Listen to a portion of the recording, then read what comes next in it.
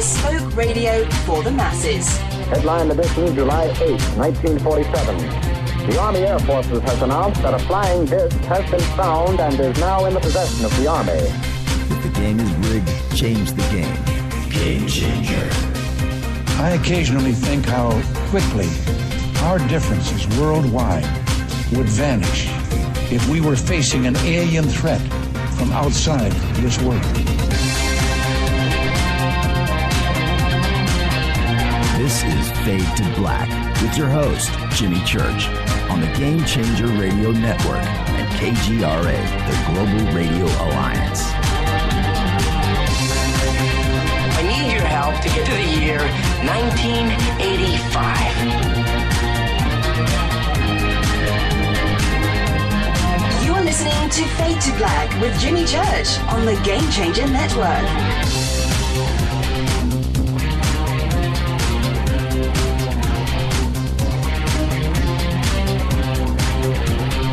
All right, welcome, Fade to Black. I'm your host, Jimmy Church, bespoke radio for the masses. Today's Tuesday, July 11th, 191 days into the new year. Just 174 days left. We are live from a bunker somewhere in downtown Burbank, California. And I would like to welcome everybody listening all around the world, all across the United States. Hither and thither, to and fro, back and forth, up and down, east and west, north and south, far and near. This is Fade to Black. For KJCR, the Game Changer Network, and KGRA, the Planet, I'm your host, Jimmy Church. What is cracking, everybody, tonight? Yeah! Very special guest, Bruce Gernon, is here. We're going to discuss his new book, Beyond the Bermuda Triangle. And right before the show, for the bunker cam, I was showing everybody, there's the new book. Got it here. Bruce had a very famous encounter where he flew his plane into a vortex, electronic fog, and time traveled. That's what we're going to talk about tonight. It's going to be great. Tomorrow night, Costa Macreas is here and Hollis Polk. They're back to cover E.T. Let's Talk and Contact. Thursday is another Fader night with John Rappaport and his No More Fake Newsroom Live.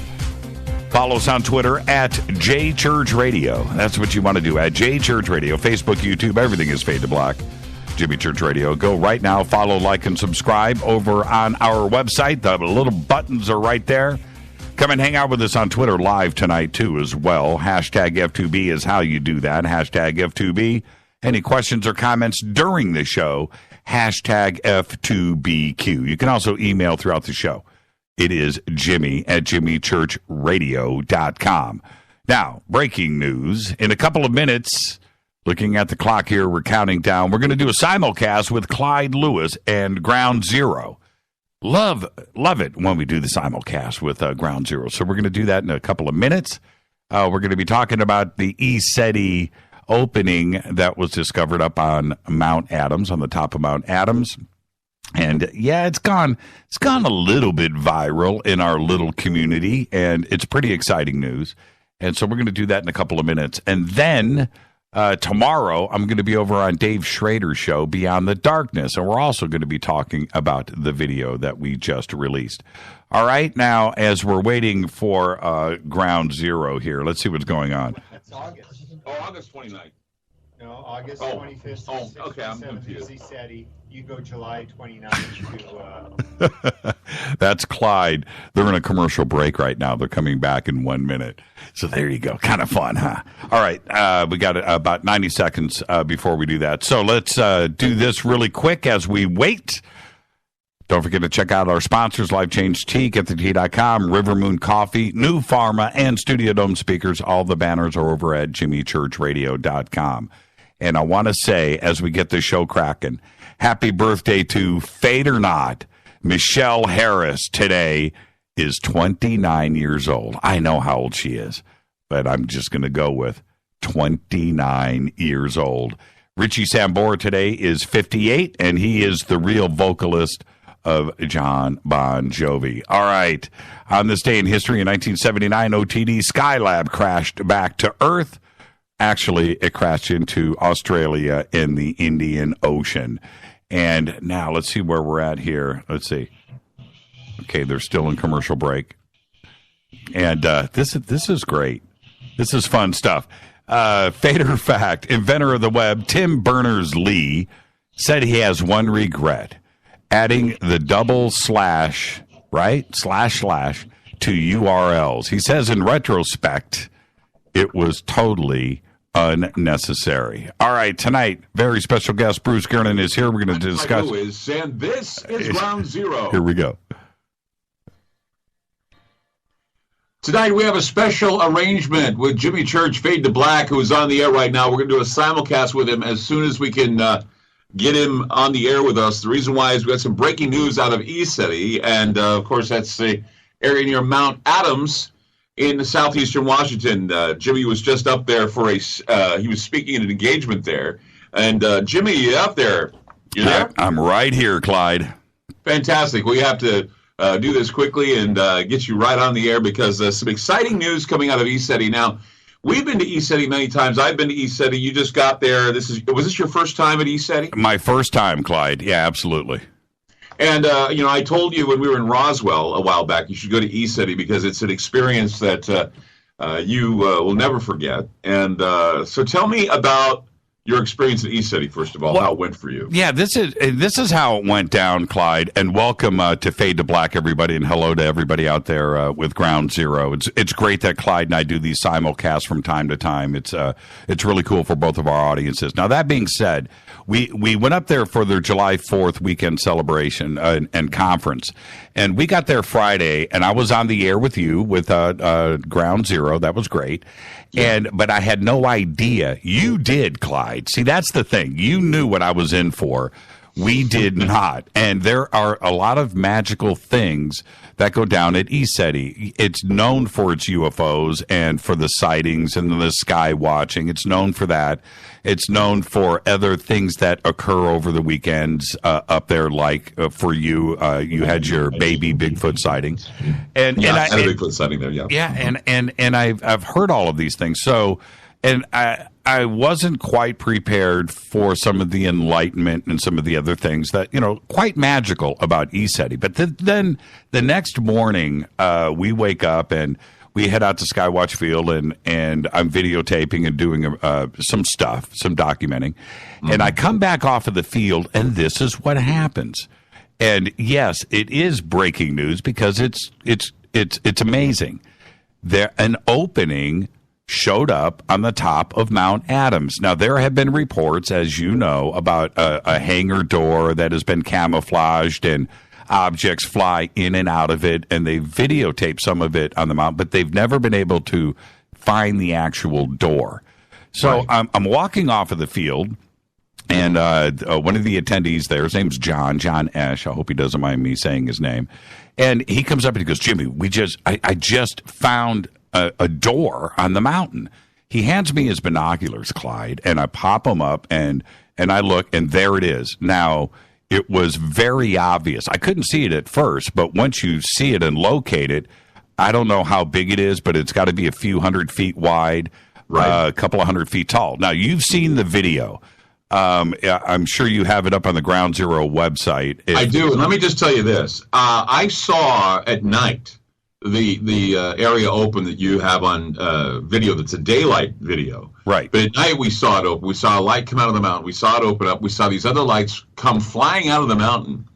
And usually there's snow there or there's just the way the light is, we can't seem to get a good view of it. In fact, at one time it opened up. I was there. It opened up. And it sent out this frequency that made my ears hurt. So I had to cover my ears when it happened. But the fact that you captured it in such a way on video just made me, it sent shivers down my spine because I have seen it open at night. I know it opened one time. So, it opened. I didn't see it, but I could hear it. Something was coming at me with a very high frequency. Mm-hmm. So just to see, and then, of course, just to see how it opens up, and then you have that piece where you see that, whatever it is, that black craft or gray craft smudge in the sky, right? That's coming out of that very area. In fact, we had two bicyclists. Roger Cluton, of course, from Northwest Ghost Recon, has footage of something coming out of the mountain in the same area, but it was these GoPro bicyclists. They were up there, mountain climbers. They were up there, and they got something coming up out of the mountain, and then it goes up, and then all of a sudden just disappears into thin air. You don't see it anymore. It's a big craft. And for everybody to finally see what this looks like, because it's been talked about, but to capture it during the day. Now, we did photograph it and videotape it for the next 5 days. How could we not, right? And we were hoping for two things. We didn't want it to go away, but then we wanted to have it close, right? So you can't have it both ways. But it's still there. We had James Gilliland on the show last night. We got some updated photographs that were taken yesterday. It is still there. Now, what is really interesting is that after we located it, now the mountain is 13 miles away, right, from ECETI. Right. You can't take your eyes off of it. No, you can't. Beautiful. You're just looking, and it is there. You don't need binoculars to see this opening on the hill. Now, this is the other incredible thing. There was 100 to 150 people there with us that all witnessed this. And so they'll be able to take this for the rest of their lives and always remember what happened up there. Now, I don't know, Clyde. I don't know if it is a natural cave. I don't know if it is man-made. I don't know if it's I don't know if it's alien or military.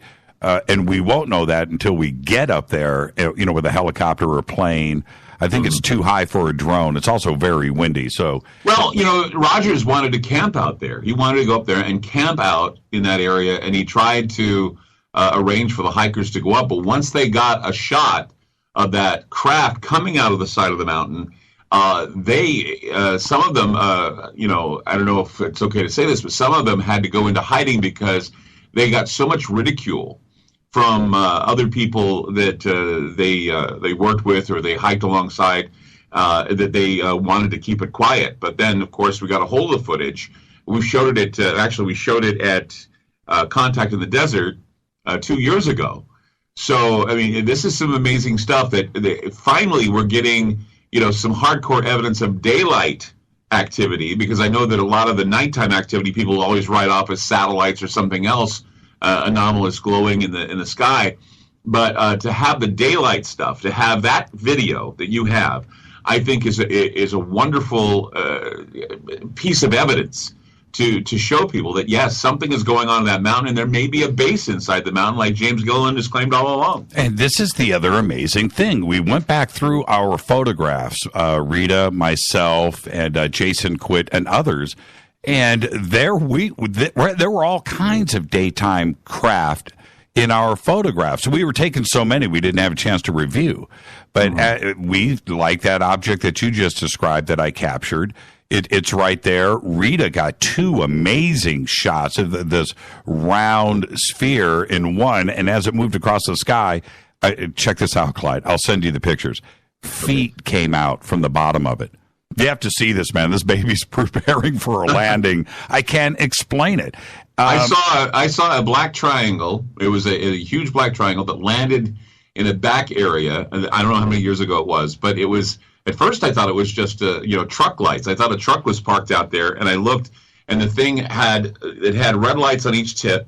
Then the lights were orange, and there was some sort of light at the bottom, and then the thing hovered out and took off hovered straight up, and then took off. I witnessed that at ECETI, near ECETI. It was amazing. That whole area is a UFO. In fact, Popular Mechanics magazine did a countrywide study.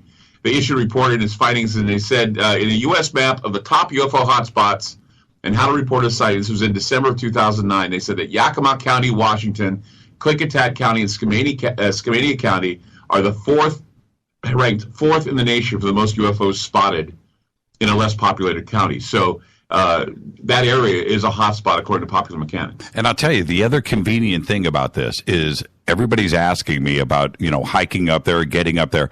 The entire base of the mountain is the Yakima Indian Reservation, and it's wilderness area on top of that. There are no roads, there are no paths, there's nothing, and the rangers aren't going to let you near there. So conveniently, you can't access to the foothills of the mountain. You can go up the east side, but you're not going to get over on the west side where this door is located. I just find that a little bit suspicious, but also everybody's asking me why I didn't just go up or why hasn't anybody done. You can't. It's that simple. That area is denied. It's denied access. And who knows, the reports from the Indians out there and the local culture about that mountain being hollow, and somebody living inside of it. Now, this isn't modern pop culture stuff, urban legend. No. This is the history of Mount Adams. It's very, very interesting and all so exciting at the same time because we've just came off this Nazca mummy, right, that has been discovered. And then this happened this week. I got to tell you, we've got a lot of stuff to go out there and discover and investigate. Well, Mount Adams is a stratovolcano, so there could be areas of the volcano that has vents and other places where things can be put. A lot of basalt, a lot of crystal because of the volcano, and something else too. I don't know if you know this, but when Kenneth Arnold initially saw those UFOs over Mount Rainier, they flew over towards Mount Adams, and I didn't know this, but there was a prospector that was there. And he said that he saw the same UFOs as Kenneth Arnold did back in 1947, but he said they flew into the mountain. That's right. He said that, and they didn't crash. He says somehow they flew into the mountain and they disappeared.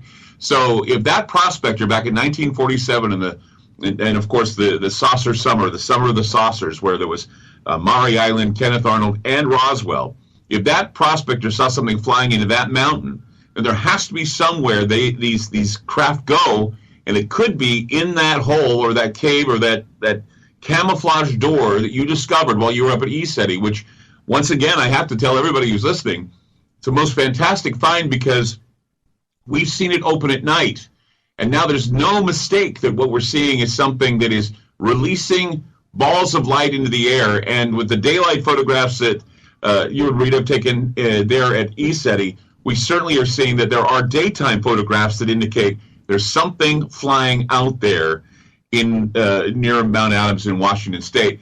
We're here tonight. Jimmy Church is with us, Fade to Black, doing a simulcast because of some remarkable footage he picked up while he was at ECETI. We're going to get back with Jimmy coming up on Ground Zero. 888-673-3700. That's 888-673-3700. We're here on Ground Zero, and tonight on Fade to Black, we'll be back with more. Don't go away. Keep it here on Ground Zero. All right, well done, Clyde. Okay, they're in a break right there. I'm going to keep Clyde live so we can come back right after this break. It'll be about 2 minutes, but this is exciting stuff that is going down out there. And the other part of this for Clyde and his team, they're right there. They're in Portland. They go to ECETI all the time. They're going to be going out there again next month. And like I was just saying with Clyde, and if you caught it on Friday night before the discovery was made, I was on Ground Zero with Clyde, and he had warned me, it's a magical, magical place. And then the next day, all of this stuff kicks off. So with that, I'm going to take a little break. I'm going to keep Clyde live here, and then we'll let me see what's going on. Clyde Lewis, you're listening to Ground Zero with a special hello to the Fadernauts, Fade to Black tonight, simulcast with Jimmy Church. Glad to have him along, talking about what happened at ECETI when he was up there speaking at a gathering during the July 4th weekend.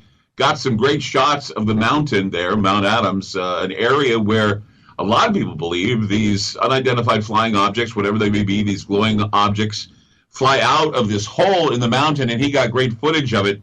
And also a lot of daytime footage. What was the nighttime like at the watch area? Were you able to see a lot of UFOs then? I'm going to give you the same answer that I gave to James Gilliland. UFO, schmoofo. You see it. You see it all night long. We did see some incredible stuff on Friday night. It was like the final scene in Close Encounters. That's exactly it got way out of control. But I want to say this, though, for the audience. I want to be very clear here. When we found and located this opening on Friday, we went back, Clyde, and looked at our previous photographs from the day before, because that's what you do when you get to ECETI. You start shooting Mount Adams because it's right in front of you, right? Mm-hmm. And we went back and looked, and it's not there. I had taken probably 5 or 6 photographs throughout the day on Thursday. It's not there. We went through everybody's photographs that were there with us at ECETI. It wasn't there. It appeared either overnight or sometime Friday and has not closed up since. It's absolutely incredible. Yeah, I mean, that's what happens. I mean, I've had people tell me that they've seen it. And like I said, I can't remember what year it was. It was probably the second year or the first year I was in attendance there. Someone had said that the door has opened at the mountain. I didn't understand what they mean, but when the door opened, there was some very, very either low or high frequency that was causing my ears to hurt. So I had to cover my ears, and I went into the area where the videos are and the books are, the library area, and I stayed there for a pretty long time until it all died down. Talking about sightings, so this is what happened Friday night after we see the door. Now, imagine this for a second. Everybody plug this into your mind's eye. We're out there on Skywatch Field, and this thing comes over. It's an object, I don't know, maybe 5,000 feet high. It wasn't high. It wasn't up in the stars. It was low. Comes over the trees, going northwest towards the mountain at an angle. And as it buzzes us, and it's right over us at 12 o'clock, this thing flared up and lit the ground, lit the sky, lit everything. It just lit up everything, and then faded away, and then just disappeared. Kind of turned a little purple, a little pink. Just did this show for us, and then at the same time, and I know that you and I both have to head to a break. And before we get there, Clyde, thank you. Always great to hang out with you, my friend, and everybody at Ground Zero. It's great to be with you too, and to have this blockbuster information. In fact, tonight I'm going to be talking about alien bases. We're going to be revisiting the information that you gave us back in 2014 about the Point Doom Malibu base. We talk about that, and also Dulce base. So a lot of alien bases, and maybe even an alien base out at Mount Adams that you've discovered. So once again, you're the man to find alien bases. So how do you feel about that? I know, right? And somebody had said to me, Jimmy, you're always at the right place at the right time. I don't think it's about that. I think it's synchronicity, and when these things want to reveal themselves, they just do. But now, Clyde, here in 2017, it's almost too much. We're getting a lot of concrete evidence happening all at the same time, to the point where those dudes in D.C. aren't going to be able to stay in this denial pattern that they've been in for the last 70 years. No, they certainly won't, and I think it's amazing that you found this, and it's some really great information. You can go. Where can they find your video? I know we have it on my website, but where can they find it on yours? Very simple, jimmychurchradio.com. jimmychurchradio.com. It's right there on the front page and YouTube and stuff like that. But just go to our website, and got a little article there that I wrote up. Tried to lock down my memory before I let it all go. All right, take us home. Take us out. You're listening to Ground Zero with Clyde Lewis. This is Jimmy Church sitting in with Clyde from Fade to Black. You're going to get more of Ground Zero right after this short break. Stay with Clyde. Take care. Good night. All right, Clyde. There you go. Clyde Lewis, Ground Zero, doing another simulcast. You got to love it. Great folks up there at Portland. And KNX, Clyde Lewis, Ground Zero. I'm your host, Jimmy Church. This is Fade to Black. When I come back, Bruce Gernon is going to be here, and we're going to be discussing his new book, Beyond the Bermuda Triangle. Follow me on Twitter at JChurchRadio. Email Jimmy at jimmychurchradio.com. Fade to Black, the Game Changer Network, and KGRA, The Planet. Be right back. Stay with us.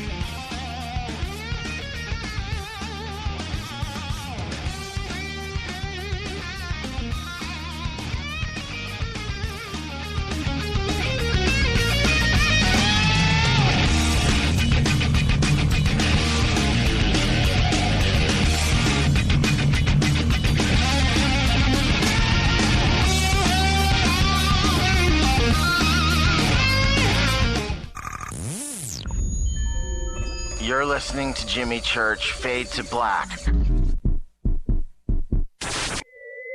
Fade to Black will now pause for alien identification. The station that talks the net. KGRA Radio. When you take the beans from Central America with dashes of Indonesian and African mixed in and then roast it to the dark side of fade to black, you create the ultimate brew of fringe. Introducing the Fade to Black blend from Rivermoon Coffee. Yes, Rivermoon's darkest customized roast was created for the love of Fade to Black. The alchemy of masterful roasting and smoking the beans is in every sip of this full-bodied, dark Java. I need my coffee dark, deep, with distinct bittersweet chocolate highlights, just like the bunker. Leaning further into the darkness of the roast is Fade to Black blend from Rivermoon Coffee. Just click on the banner at jimmychurchradio.com and use the promo code F2BBLEND for 15% off of your order today. Go Beckley Teppy. Hi, folks. Let's wind the clocks back 60 years. Food was different. Food provided health and nutrition, and using supplements was minimal. Unfortunately, now we have chemicals, GMOs, herbicides, and pesticides that can be quite lethal in the name of our food supply and, of course, the ever-loving dollar. Supplementing our diets can be very important to stay healthy. Cleansing from daily intruders to the body might be critical. Live strong and take charge. Log on to getthetea.com. Our herbal tea is a great way to cleanse from intruders. Our supplements is a great way to maintain and improve your health. When your health is not up to par, go to getthetea.com. No GMOs, no fillers, and organic, and very helpful in keeping you at the top of your game. Life is too short to feel, you know what I mean. Stay in the game, at the top of your game with getthetea.com. That's getthetea.com. Again, getthetea.com. 9 out of 10 geneticists agree. Fade to Black is not your father's radio show on the Game Changer Radio Network and KGRA, The Planet. Win big with KGRA this summer. Tickets and hotel accommodations to the biggest conferences, autographed books and DVDs, chances to win all-inclusive conference cruises, and private dinners with your favorite KGRA hosts. Click the contest tab at kgraradio.com for your chance to win big this summer. Your contact for the best alternative talk radio on the planet. kgraradio.com. Hi, this is Rob Reiner from Anvil, and you're listening to JimmyChurchRadio.com. What's up? I'm Chris. What up? This is Kyle Massey, and you're listening to Jimmy Church Radio.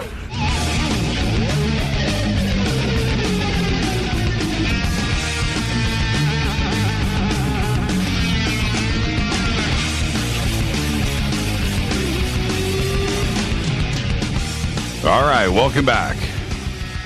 I want to thank Clyde Lewis and Ground Zero. Doing a simulcast like that is always great. Thank you so much for that. Very cool. You can follow me on Twitter at JChurchRadio. This is Fade to Black on the Game Changer Network and KGRA The Planet.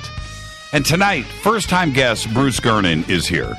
And he has been featured in over 43 television documentaries and radio programs about his experiences in the Bermuda Triangle. His groundbreaking theory, based upon firsthand experience as recounted in The Fog, details a rare natural phenomenon that may be behind many of the seemingly paranormal happenings in the Bermuda Triangle, causing time distortion, pilot disorientation, and, of course, equipment malfunctions. He is the owner and president of Gernon Aviation Incorporated. He is a certified flight instructor. He's an active pilot since 1965 with commercial pilot ratings, helicopter, instrument, and seaplane.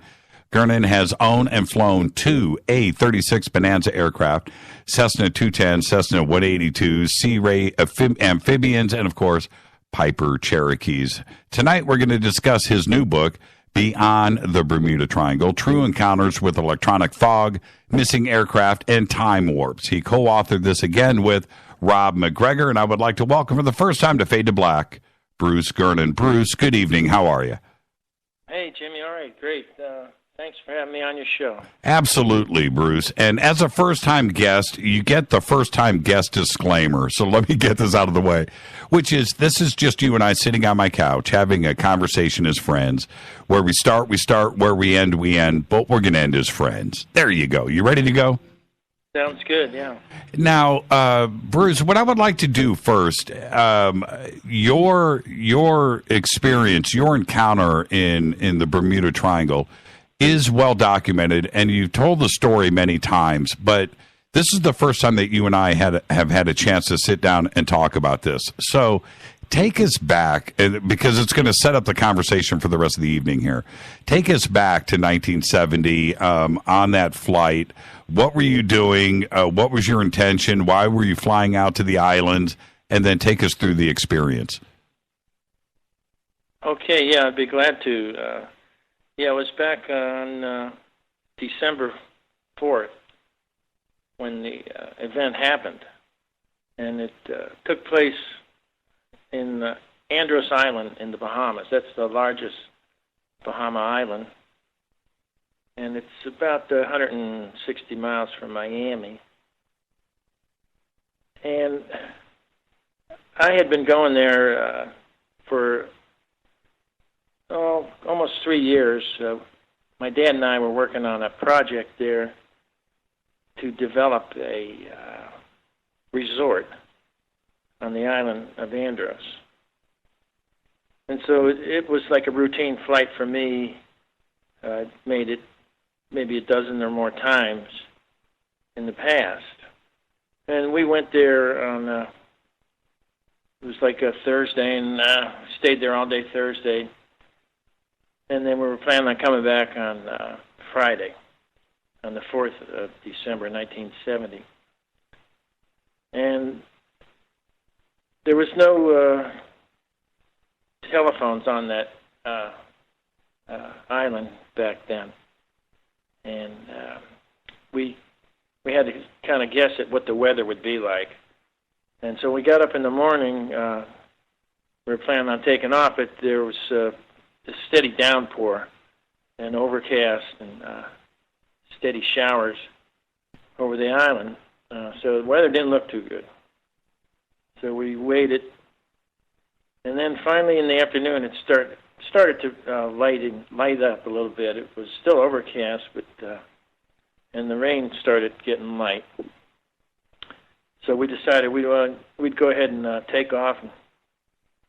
Back then, you'd have to take off and then check out the weather after you get airborne, and then make your decisions as to whether to proceed. And so that's what we did. And we went to the airport. It's called Fresh Creek, the little city there, little town. And there's a big Air Force base there. Well, actually, it's a Navy Air Force base that teams up with RCA and a scientific venture on that airport that they use. But it's a public airport, but they have their private facilities there called AUTEC, which stands for Atlantic Underseas Research Center. Right. And I had a good friend that was a scientist that worked there, and we used to visit with him. So I got to see the facilities there, which are highly classified. I didn't see any classified parts of it, though. Yeah, they call AUTEC the Navy version of Area 51. Right. It still has a mysterious reputation, and it's very highly guarded. Very few people are allowed on there without clearances. And so what happens next? Do you guys take off? Yeah, so we took off, and it was exactly 3 p.m., right to the second, when we lifted off.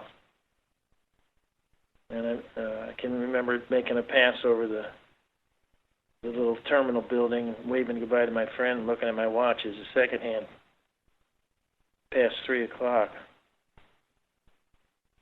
And the ceiling of the weather was 1,500 feet, so we stayed at 1,000 feet below the overcast. And there was a light mist. And we picked up Bimini with their automatic direction finder instrument that we had on the airplane, and then we used our omnidirectional instruments to head a direct course to Bimini. Hey, Bruce, can you speak up a little bit into the phone? We're starting to lose you a little bit there. Okay. Okay. Yeah, so we're at 1,000 feet, and we're going 180 miles an hour over the interior of Andros. Right. And it was overcast, but it was clear, so we kept flying. And then we reached the western coast of the Great Bahama Bank of the ocean, and we could see that the weather cleared up at that point. So apparently the storm was just over the mainland of Andros. And we've looked at weather charts from that day back in 1970, and that's what it did show. There was a large area of storms covering the entire island of Andros, but clear in between. And the winds were light and variable, and clear in between Andros Island and Florida. So at this point, you're thinking you got a straight shot to Andros. Everything is cool. Yeah, it looked real good. Right. And we still haven't contacted Miami Radio yet because we were too low to file our flight plan and get a weather report. And so when we approached the end of the island of Andros, I looked offshore and I could see this unusual cloud a few miles offshore that was shaped like a lenticular cloud. And it was unusual because lenticular clouds are fairly rare in Florida. They mostly form near the mountains. Right. On the east side of a mountain. But they will form at higher altitudes in Florida and the Bahamas, usually around 20,000 feet. So the unusual thing about this was that it was only 500 feet above the ocean. Right. And it was just sort of hovering there, not moving. Of course, the winds were light. And it was about 1,000 feet thick, and maybe a mile long and a half mile wide. And it had like silky edges to it, like a lenticular cloud would normally have. Sort of, that's shaped like a lens. And it was directly in front of our flight path. And it looked harmless, so I didn't really worry about it. And it was time to start ascending to our planned altitude of 10,500 feet. And so I started climbing up, and I climbed right over this lenticular cloud. And then when we got close to 3,000 feet, I was able to contact Miami Radio and file the flight plan and get a weather report. And they said the weather was clear between Andros and South Florida. But there were some large, widely scattered storms around South Florida that they said I'd probably be able to circumnavigate. And so everything sounded great. So after I finished filing the flight plan, I looked around and noticed that this little lenticular cloud that we had climbed over apparently had begun to spread out. And it was below us and it spread out for quite a ways underneath us, and I thought that was quite unusual. And I kept climbing up, and then the storm caught up to us, or the clouds anyway, and engulfed the airplane. And we went inside the clouds, and it was very low visibility, like a typical cloud pretty much, is only a couple 100 feet visibility. And did you suspect anything at this point? No, not yet. Well, I started thinking, well, maybe that this was the birth of a cumulonimbus thunderstorm. Right. And it was rapidly building upwards. And we were in it for like 30 seconds, and then apparently the updrafts that were creating this storm gave us a boost. And we were ascending at 1,000 feet per minute, and it would give us a boost. Maybe we'd get up to like 1,200 feet a minute and we'd get above it. Right. And then we'd stay above it for like a minute or so, and then it would catch up to us again. And then we'd go back in it. So this kept going on like that for maybe 5 times or more. We'd go in and out of this storm underneath us. And we kept getting higher and higher. When we got over 10,000 feet, my dad was the co-pilot, and he was a licensed pilot, and he was the chief navigator, and I was the pilot in command. He said, maybe we better turn back to Andros. And I considered that, but then I thought, well, we'd be flying right back into this storm if we did that, though, and it could be a problem. And after we get over 12,000 feet, we're going to need oxygen, too, so I was worried about that. So I was trying to make up my mind whether to turn around, go make a 180, go back to Andros, or keep going. And then we got up to 11,500 feet, and finally we broke free of the clouds. So that was a relief. And what was in front of you at this point, and what were you guys talking about in the cabin? Once we broke free, it was clear skies in front of us. Right.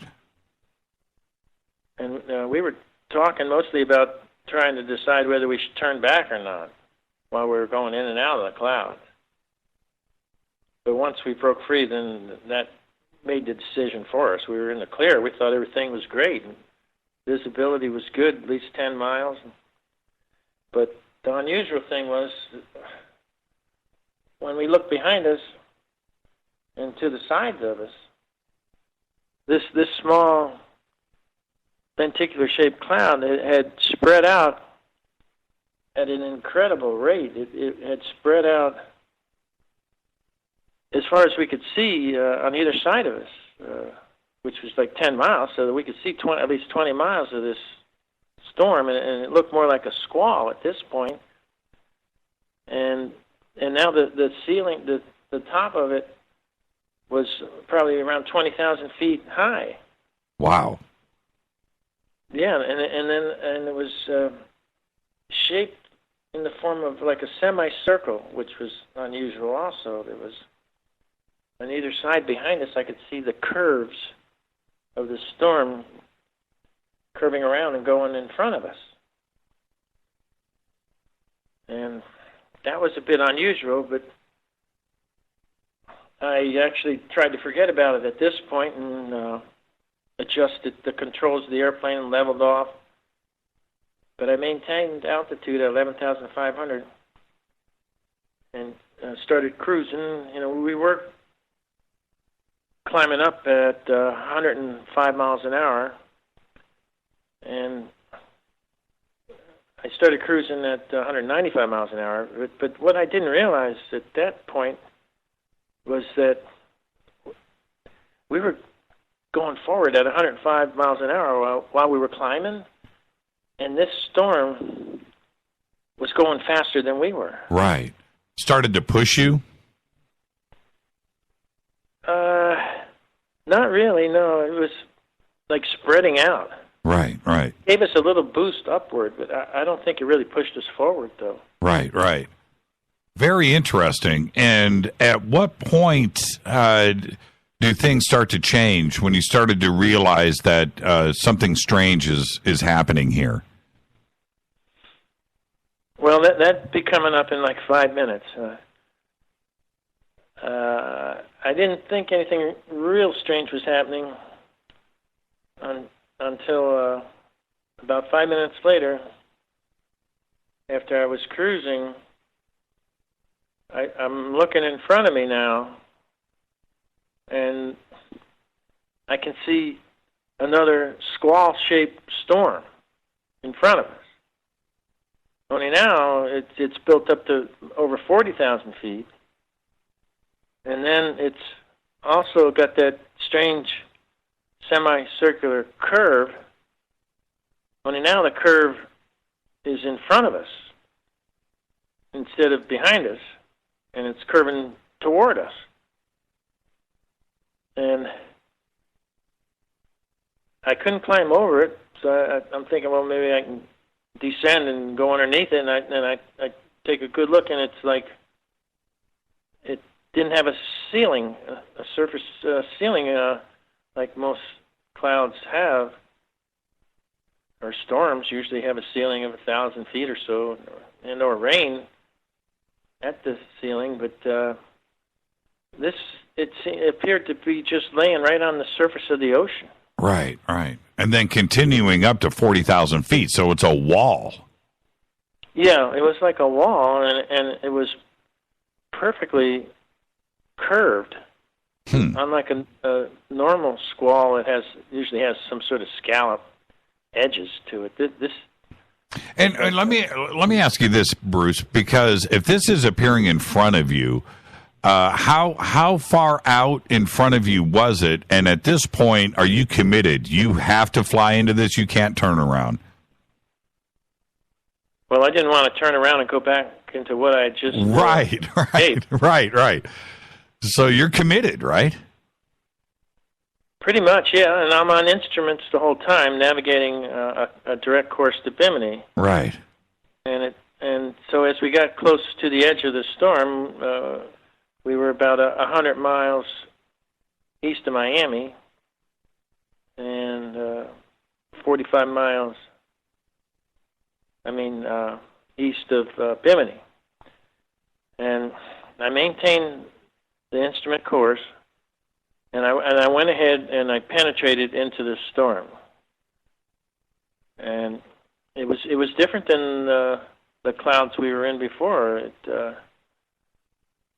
It appeared to be visibility was over 2 miles because I could see the ocean, and it was kind of like real foggy, misty type thing, but not that unusual. Just poor visibility, more or less, but no precipitation. And we penetrated into it, and then immediately noticed that there was like flashes of lightning, but they weren't lightning bolts. They were just flashes. Sparks, yes. And the deeper we got into it, the more intense they became. So we penetrated maybe a mile in it, and it started to become so intense with the lightning flashes that it more or less kind of scared me. I didn't want to continue into that type of intense type of electricity. It almost sounds like you're living a movie, right? Hollywood special effects, science fiction kind of atmosphere where this is going on and enveloping the plane, and you've never seen anything like this before, but it's happening for real. Right. I've never seen anything like it before or after. Or I have seen something similar to it after, though. Okay. So take us into the break here. We're going to break here in a couple of minutes. What happens next, Bruce? Okay. Well, I got a little scared going into this intense lightning situation, so I made an abrupt turn to the left and headed due south, and then popped out of the storm again. And at that point, I called up Miami Radio and told them I had changed course, and I was heading to the south, and apparently there was a squall in the area, and I was going to see if I could fly around it.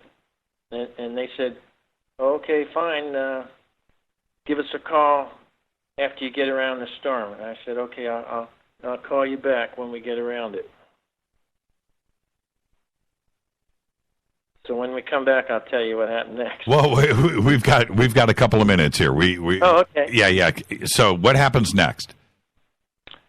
Well, at this point, I fly along the edge of the storm, heading south, thinking, well, maybe I can fly around this storm, and because I'm heading west, and I'd like to head west. I mean, I'm heading south and flying along the edge of the storm, and so I keep going for a couple of minutes, and then I notice that the storm, is still curved, and I notice that the curve of the storm appears to be connected to the curve of the storm we had just escaped from Andros. And so I'm realizing that we're more or less trapped. You're surrounded. I'm surrounded by this circular-shaped storm. And so, well, we keep going, and then only a minute later, we see an event take place where apparently the two ends of the storm met. It would be like taking a gasoline and pouring it on the floor and forming a circle, and you light it on one end where the lenticular cloud was, and then it ignites, and it goes around, and then it meets, and on the opposite end. I believe that's apparently something similar to that happened, because this storm was traveling at like 300 miles an hour as it ignited. Wow. To meet on the other end. And so we witnessed it connect to itself on the surface of the ocean. Right. And it formed like a huge valley above it between the two squalls, one on each side. And so that gave me an opening to fly around the storm. I figured, okay, I can go around it now. And so we start to maneuver the airplane toward the valley, which would be on a westerly heading. And then on the top of the storms, anvil heads formed on each side of the storm. And I've got a photo in my new book that I took. That's a good photo that gives an idea of how these anvil heads form a horizontal tunnel. Yeah, I'm looking at it here. It's on page 24, and yeah, it is. It's a tunnel with a break in the top of it, and it does look exactly like that, like it's antlers, and pretty incredible. And with that, let's take a break right here, Bruce, and we'll pick up right here when we come back. This is Fade to Black. We have Bruce Gernon here with us tonight, and we're discussing his new book, Beyond the Bermuda Triangle. I'm your host, Jimmy Church. This is Fade to Black. Follow me on Twitter at JChurchRadio. Email is jimmy@jimmychurchradio.com. More with Bruce and this fantastic story, and a little bit of time travel, warps, everything is involved here. I'll be right back. More with Bruce right after this short break. Stay with us.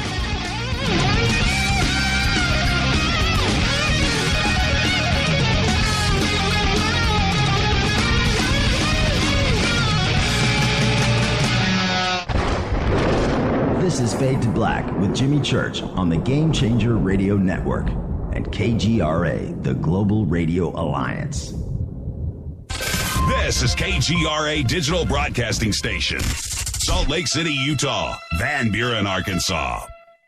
Hello, I'm Amphibian. You're listening to my main man, Jimmy Church, on jimmychurchradio.com. Hi, this is Ray Hobbs here, repping the planet, and you're listening to my good friend, Jimmy Church, Fade to Black, on the Game Changer Network and the KGRA Digital Broadcast Station. This is Toby Kebbell. You're listening to jimmychurchradio.com. Don't hurt me, Jimmy. I'm only little. Hey, I'm Adrian Grenier. And this is Ari Gold. We're the Honey Brothers. Yes. We are of the Honey Brothers. Hey, I'm Adrian Grenier. And I'm Ari Gold. We're the Honey Brothers. And you're listening to Jimmy Church. The Revolution. Ancient Life Oil. Life-changing. The real oil. CBD is truly ancient life oil from the source. This oil has no psychoactive effect and is also legal in all 50 states. When you're healthy, you're happy. The truth about this wonderful plant is that it wants to give back to mankind life, longevity, and happiness. Ancient Life Oil are golden grade, all organic, non-GMO, and infused with high-quality liquid coconut oil. It's simple. Just go to ancientlifeoil.com today. That's ancientlifeoil.com. The best, purest, organic, and non-GMO CBD in the world. Go back, Lee Tappy. The statements made regarding these products have not been evaluated by the Food and Drug Administration. These products are not intended to diagnose, treat, cure, or prevent any disease. Please consult your healthcare professional about potential interactions or other possible complications before using any product. What's up, Fadernauts? Studio Dome loves Fade to Black and the F2B audience so much that they have put together the ultimate stereo Bluetooth system. They've done it just for you. Man, check this out. The Studio Dome SBB2 stereo system is here. It's featuring two Studio Boombox 2 SBB2 wireless Bluetooth speakers, packed in its own custom hardshell case. This Studio Dome system features the very latest in stereo Bluetooth technology. The two full-range boomboxes are in true wireless stereo. You've got to hear this. It's amazing. It's just $129 and use the promo code JCRTWS and you'll also get free shipping. It's simple. Just go to jimmychurchradio.com, click on the Studio Dome banner. Go back, Lee Tappy. This is Micah Hanks of the Gralien Report, and you're listening to Jimmy Church on Fade to Black, across the globe on the Game Changer Radio Network and the one and only KGRA Radio, The Planet.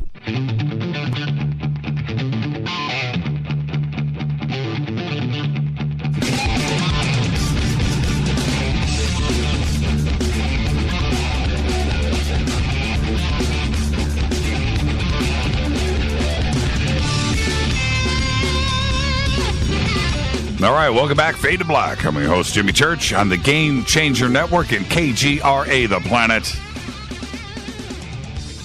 Follow us on Twitter at JChurchRadio. Join the conversation over there. Hashtag F2B.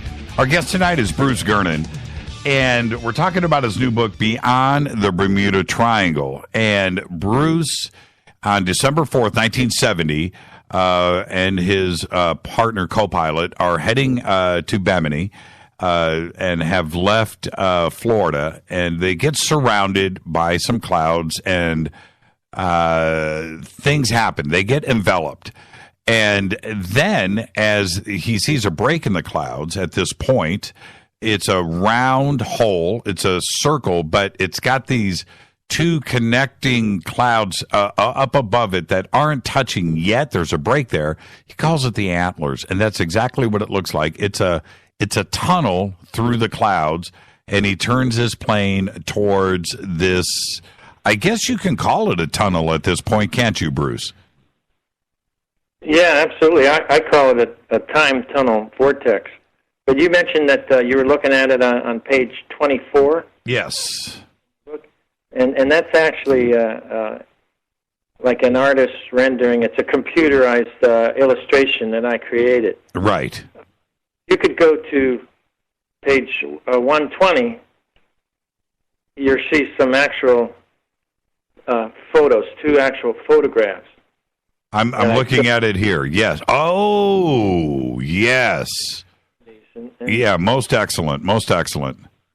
That happens to be over the Everglades, where I have experienced this situation similar to the one that I did in the Bahamas. Okay, well let's go back now. Let's pick up where we left off. You're headed straight towards this hole in the clouds, and I guess you're going to make a break for it, right? Yeah. Well, that's what we decided. So if you can look at those photos, you'll see they're taken like a couple minutes apart, and the anvil heads in the first photo are maybe a mile apart, and in the second photo, they're almost touching the anvil heads and creating a tunnel.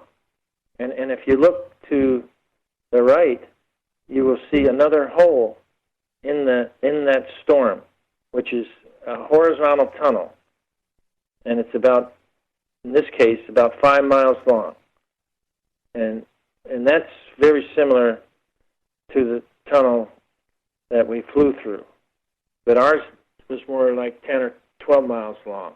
Incredible. And yeah, it was a tough decision, and I consulted with my dad whether we should do it, and he concurred to go ahead. Apparently, we both had the same feeling that we didn't want to stay inside this storm that we were in the middle of, and this was like the only exit available. And so at the time, this was all like new to me, but now I know that I've seen dozens of these tunnels. Only one was as big as this one that I saw over the Bahamas. The other ones were like the ones in the photograph in the book. But they're all similar. They all form usually around at the 10,000-foot level. And they normally only last for about 3 minutes. And then they collapse. And they're gone. And so I really didn't know that at the time, but I saw that it was getting smaller in size as we aimed for it. And we were a mile or two, about 2 miles away from it when we started aiming for it. And I noticed it was a little bit lower than us. We were at 11,500, so I started descending, and then I could see that the tunnel was getting smaller. So I went to full power and all the way to the red line because I could see it was kind of getting smaller rapidly. And we brought it up to 220 miles an hour and descended right into the heart of it, which was around 10,000 feet.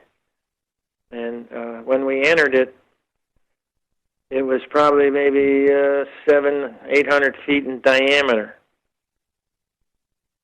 and 12 miles long. So in a way, it was kind of like a bad decision because if it's going to last for 3 minutes, I probably won't make it to the other end. Right. And so something incredible happened when we penetrated into the tunnel. And, I mean, we can talk more about this later, but I was just thinking about it the other night. It's still one of the most mysterious parts of this whole episode. The tunnel transformed its appearance once and immediately the aircraft penetrated into it. And these small puffs of clouds, they were like about the size of, say, like a bus on an average size. And they were like hovering maybe 20, 30 feet off of the walls of the tunnel, which were shining silver because the sun was setting in the afternoon. It was 3:30 when we entered, exactly 3:30 when we entered the tunnel. And it had like silver lining of it, but the clouds were more grayish color, and they were lining the tunnel all the way to the other end, and unusually they were rotating counterclockwise, forming a perfect-looking spiral. Wow. Kind of like looking down a rifle barrel where the lines spiral. Right. Absolutely. They were broken, though, not solid lines. And that was very strange. It's slowly rotating counterclockwise, and it should have taken me 3 minutes to travel the 10 miles to reach the other end of the tunnel. And this is the part where kind of takes me back, because I haven't figured it out yet what happened, because it only took 20 seconds to reach the other end of the tunnel. Which was 12 miles long at 200 miles an hour. Yeah, that sounds exactly right. It should have taken 3 minutes, 20 seconds. Now, you're not doing, if we're talking conventional stuff here, you're not doing 200 miles an hour. You're doing close to, 800 miles an hour, right? If that was indeed what happened. But that isn't what happened. What happens next? Well, we continued to the other end of the tunnel, and when I reached the end of it, it had decreased in diameter to only like 30 feet, and the wingtips scraped the edges of it as we made it to the exit. And when I look back behind me, after we entered the clear blue sky, I watched the tunnel collapse into forming like a slit. And now the slit, the line was rotating clockwise, because I'm looking at it from the other angle. Right. And then another incredible thing happened. A strange sensation that I've only felt once in all my almost 50 years of flying, and it was a sensation of zero gravity. But what made it different was it also felt like we were hydroplaning. Oh, right.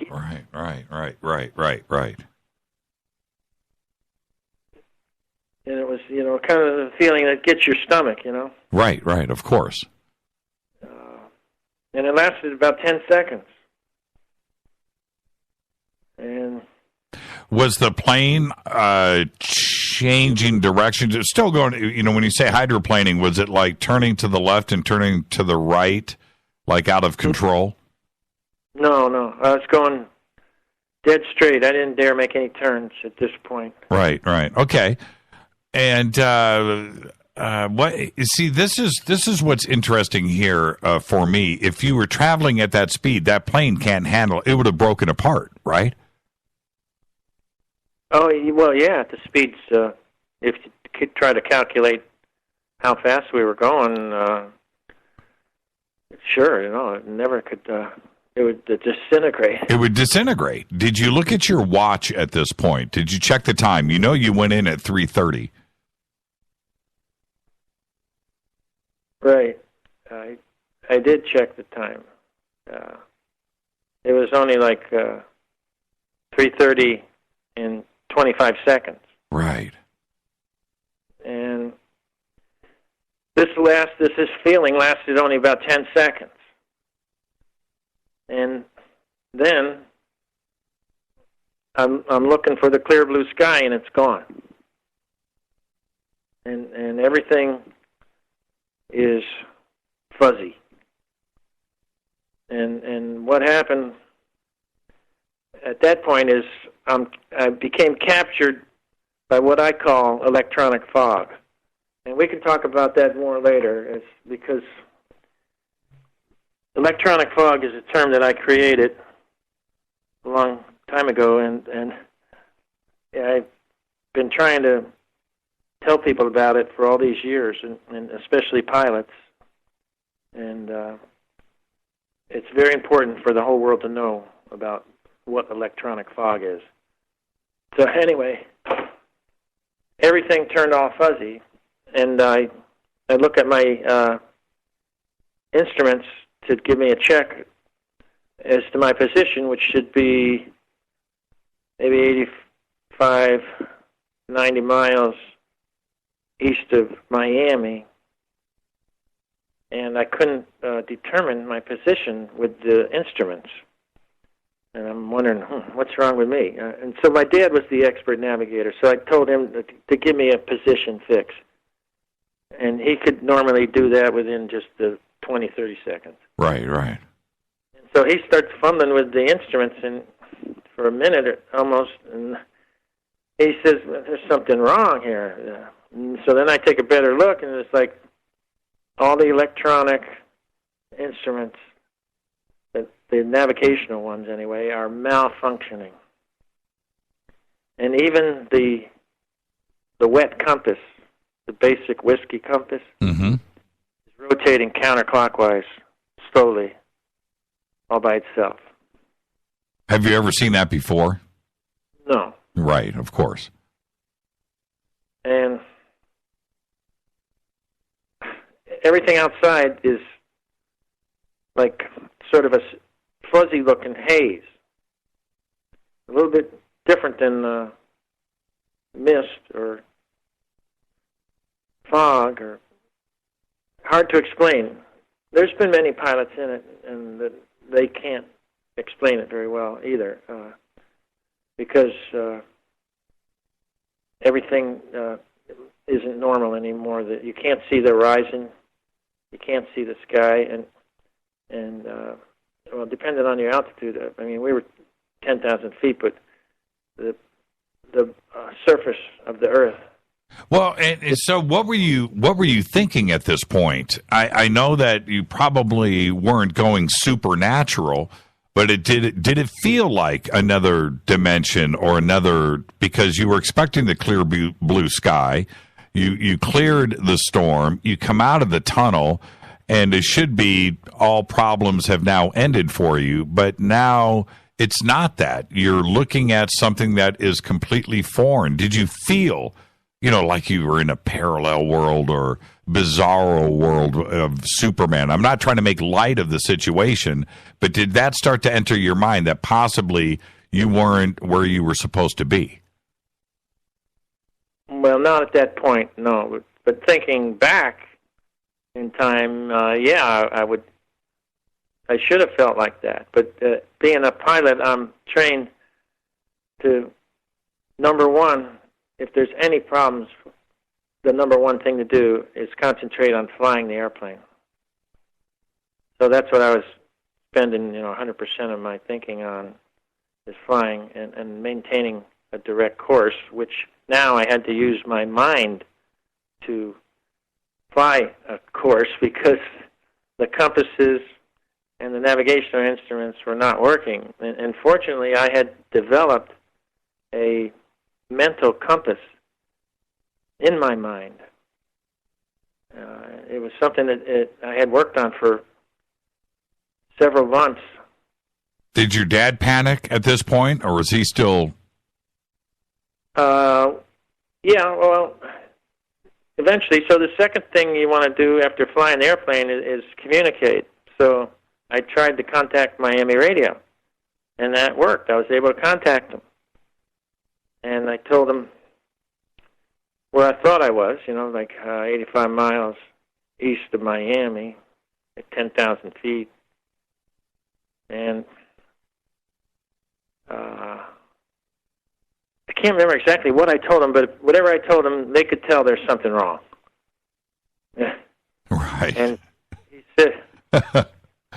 I can only imagine what Miami was thinking, right? Yeah, okay. So what happens next? I mean, it must be outrageous, for them. They know that something's going wrong, but you don't know what to tell them, even if you knew, right? I was a bit disoriented. Right. Not really realizing it, but that's what I was. And so he tried to locate me on radar. And he couldn't locate me on radar anywhere in the area of the Bahamas or Miami. So that didn't help at all. And so at that point, that's where my dad went into like a state of panic, and he ripped the microphone out of my hands, started screaming at the controller. What the hell do you mean you can't locate us on radar? And he was really being bad to the controllers, and so I had to grab the mic, take it away from him. I told the controller, we're just maintaining this course and see what happens, And because the plane was flying fine, so we kept going. I calmed my dad down, and then the other thing was our passenger. He was our business partner in the construction development business, and he was in the back seat, and he was kind of trying to help a little bit while we were in the fog, and he really wasn't any help. But then he became nauseous or totally disoriented, and he couldn't even talk. He was actually trying to talk to me and slurring his words, something terrible. I couldn't even understand what he was saying. And so I had to just totally ignore him because he was becoming a major distraction to me. Of course. I needed to fly the airplane, not listen to somebody getting ready to pass out. Right. And later in life, he would tell his grandchildren that when we were going through the tunnel and in the fog, he said he looked at his watch and the hands were spinning, he said, on his clock. I thought that was kind of funny, because that wasn't actually happening. Right. But thinking about it, maybe he became so disoriented that when he looked at his watch, it did look like they were spinning. So we keep going now, and it's getting close to 3:33. We've been in the fog now for 3 minutes. And then there was radio silence for about 2 minutes, which was unusual because there was other airplanes in the area, but I think everybody was kind of being quiet to see what was going to happen to us. Right. And did you ask Miami, what do you mean we're not on radar? What was their response? Well, he couldn't figure it out why we weren't on radar. Especially we had a transponder, a brand new transponder on board, which helps to get radar identification. Yeah, exactly. And they were tracking you on radar before that, right? Yeah, they were, sure. Yeah, and then you just disappeared. Right. Wow. Okay. So what happens next, Bruce? So then the air traffic controller comes back on the radio after a couple minutes of silence, and he's yelling now. He's all excited, and he says he's got an airplane directly over Miami Beach. And so I look at my watch, and it's 3:33, and I'm still looking for Bimini, which is 55 miles offshore of Miami.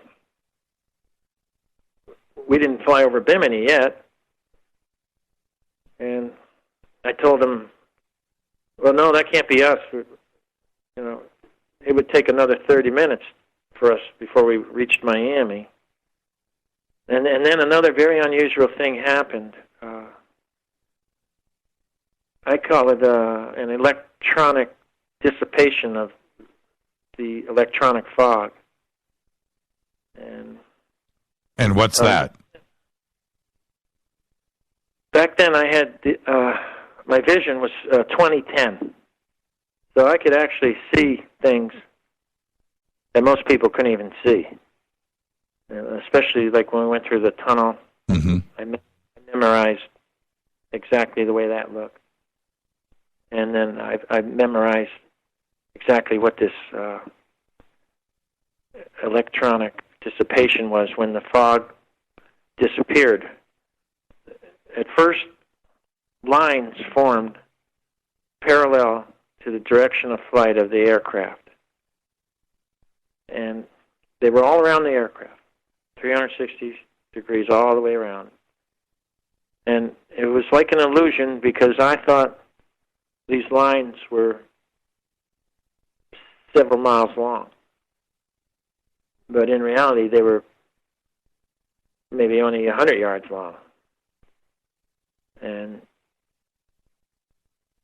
then the lines cracked open, and I could see blue sky through the cracks.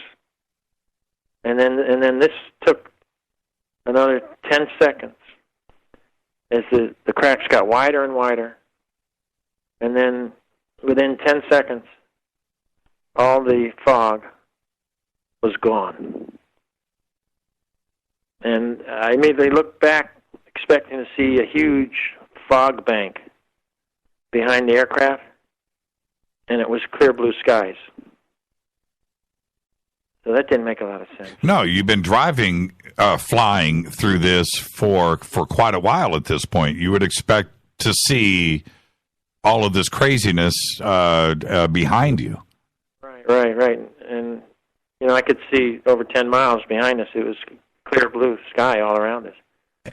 And so then I looked down, took a couple seconds for my eyes to focus from the clear to the clear blue bright sky from the dull fog, and then I could see, we're right over Miami Beach.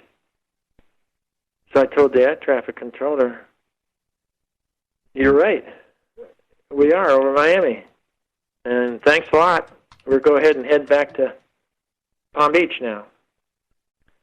And so he didn't want to let me go, but I had to tell him, "Thanks a lot, we're fine." And it was right at that point then that I realized that I had just experienced something phenomenal, and that I should memorize it and research it, because I knew that someday this would be important for the whole world to know about.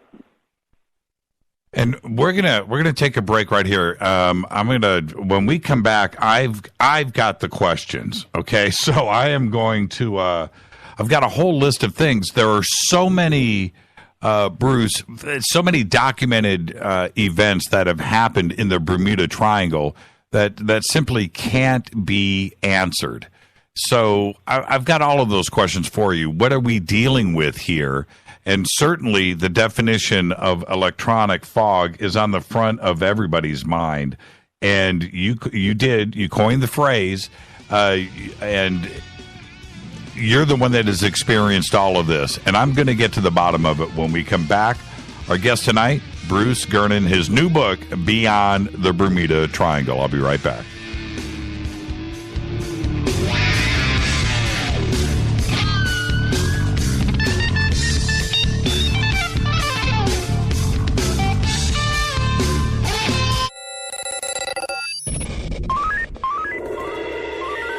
Way out here, we listen to Jimmy Church.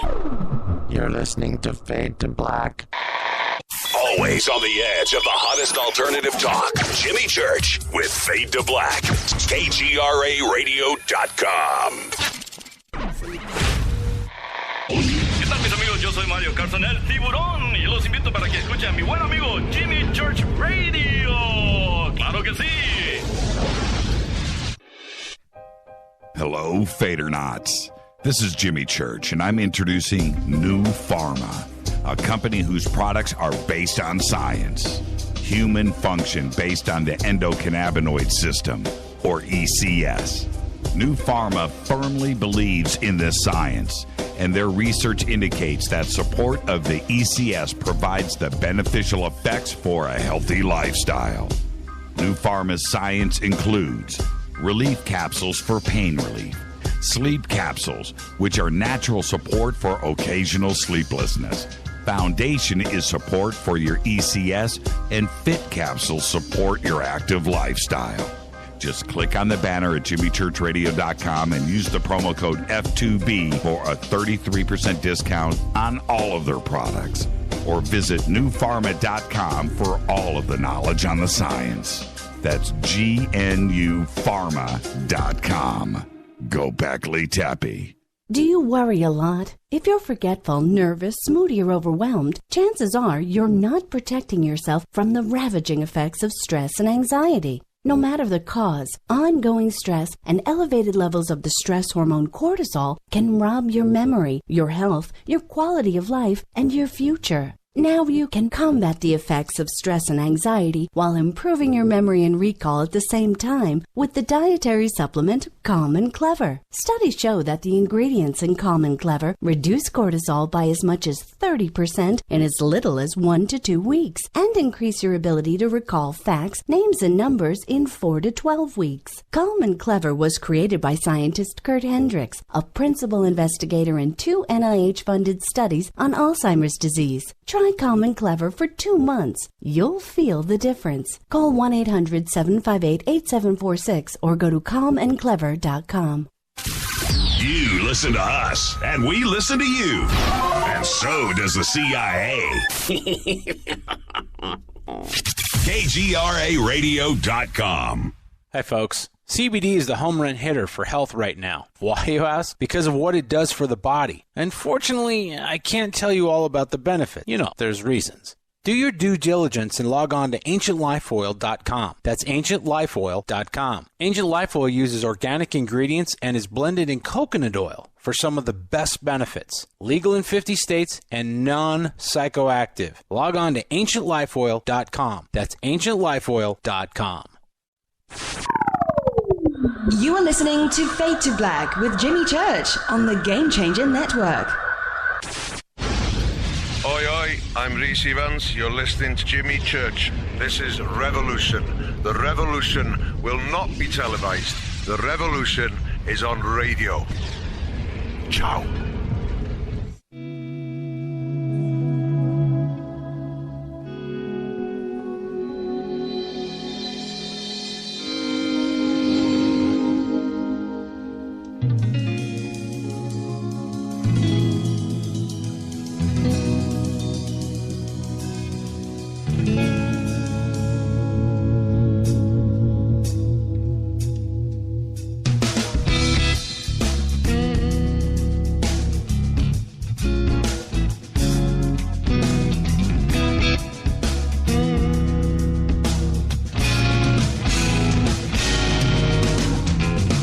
All right, welcome back to Fade to Black. I'm your host, Jimmy Church. Follow me on Twitter at JChurchRadio. This portion of the show is brought to you by River Moon Coffee, makers of the Fade to Black blend. Just go to their banner over at jimmychurchradio.com, click on it, and use the promo code F2BBLEND, and you will get 15% off of your order. It is the best coffee in the world. River Moon Coffee. And our guest tonight is Bruce Gernon. We're talking about his new book, Beyond the Bermuda Triangle. Now, Bruce, I've got a ton of questions here. Those fans of the supernatural and the crazy stuff on this planet that we can't seem to find answers to know your story and know about the Bermuda Triangle. But I want to go a little bit deeper here. When we're talking about electronic fog and your experience with it, I want to find out, how it works, and we'll get into that. But have you talked to other pilots? Have they experienced electronic fog? And what about this tunnel too, as well? Have others experienced this? Yes, many others have experienced the electronic fog. Probably hundreds of people have experienced that, and hundreds have died too because of it.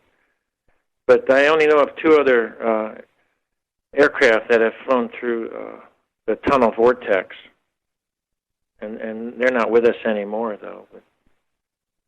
Are they not with us because of the tunnel, or that they are just not with us anymore?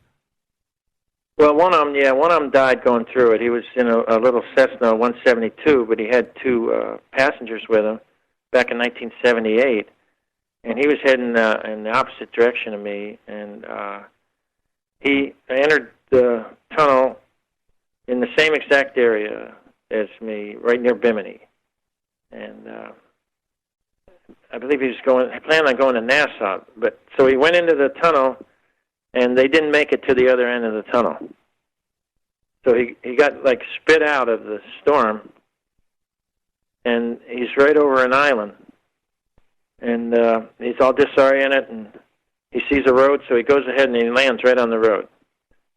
And they get out of the plane, and they see a farmer nearby, and then talk to him, and they found out he's in Cuba. Oh, really? 1978. So it's like, let's get out of here quick. So they hop back in the plane, and apparently this electronic fog was attached to them. And after they got airborne, the passengers claimed everything started getting fuzzy, and things were swirling, and then they see another island, but this time there wasn't any road to land on, so they had to do a crash landing, and he died. But the two survivors told the story, and they had a lot of broken bones and stuff, but neither of them were pilots, so they really couldn't explain it that well, but it sounded to me like they went through the same thing I did. And then there's another story that somebody wrote to me, the grandchildren of a pilot way back in around 1940, 41.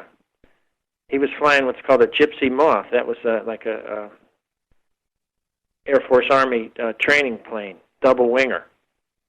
It was just before the war, and he was doing a training flight somewhere offshore the Carolinas, and he went through the tunnel vortex, it sounded like, because he used to tell his grandchildren about it, and they read my book, and that's when they contacted me, because they thought maybe their granddaddy was crazy, because he kept telling them he flew through the hands of God when he went through this tunnel. Ah, right. I can relate to that. Right.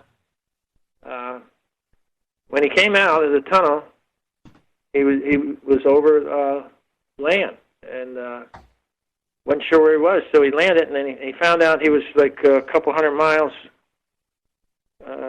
south of his Army airport.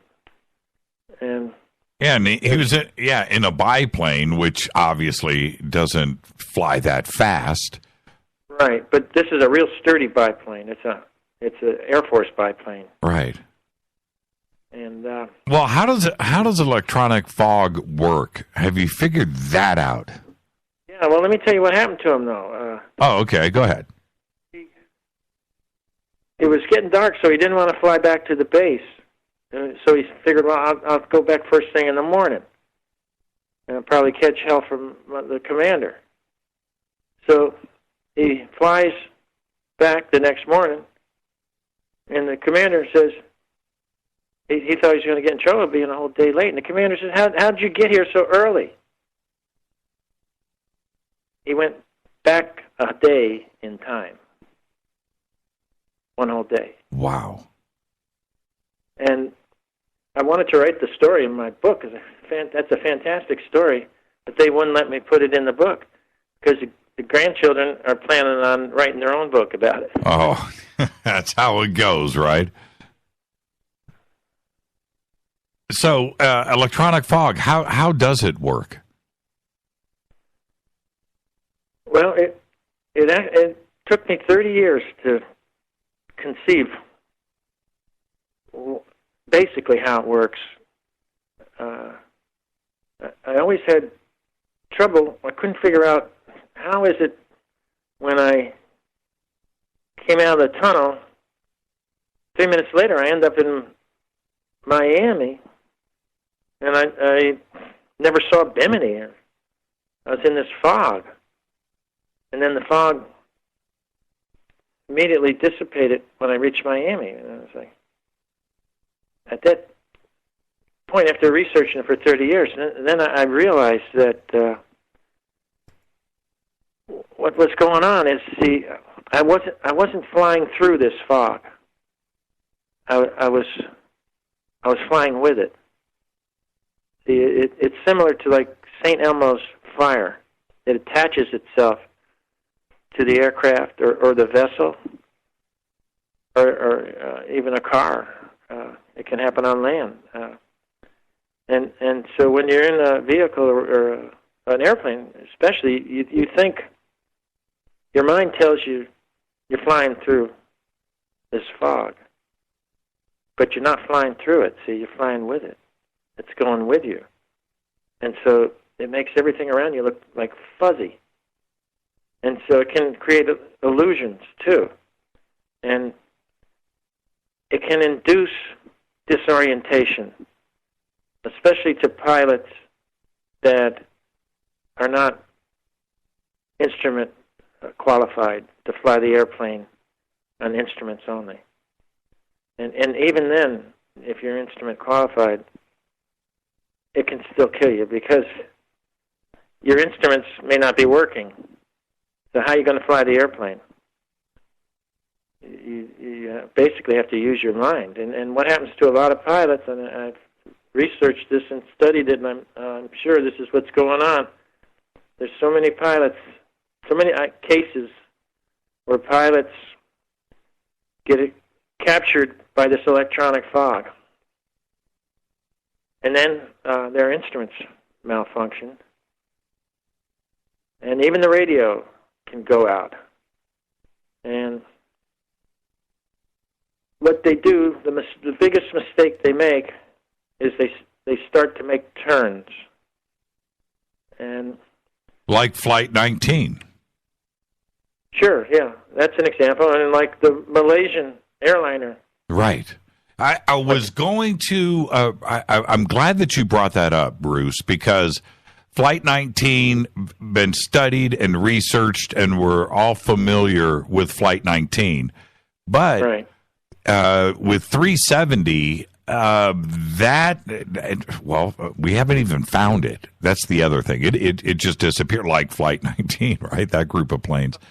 But both cases are very similar. They are very, very similar, aren't they? And so do you think that's what 370 encountered? Do you think they flew right into some electric fog? Right, yeah, absolutely. And it put out all their navigational instruments, including their radio. And transponders and... Yeah, everything that they use for navigation. And so the first thing they did, which is a lot of pilots do, is, or it was a smart thing to try to do, was they made a turn toward the nearest airport. And I can see what's going on. I mean, they couldn't see good, so they did a very unusual thing, a couple of very unusual things for an airliner. They climbed up to, they were cruising around 30,000 feet or so. They climbed up to something like 48,000 feet, which is unheard of. You're not supposed to do that in a Boeing 777. That's above the normal cruising altitude. It's not safe to take it that high, actually. And they probably did that to see if they get above the fog. But they don't realize it's attached to them. You can't get above it. So then they went down real low, too. Apparently they went down to a couple thousand feet or so, thinking they'd get below it. Well, you can't get below it either because it's attached to you. So then they did what a lot of pilots do, and the same as Flight 19. They went through a series of, they made like 3 more turns, a total of 4 turns. And Flight 19 made more like 6 turns.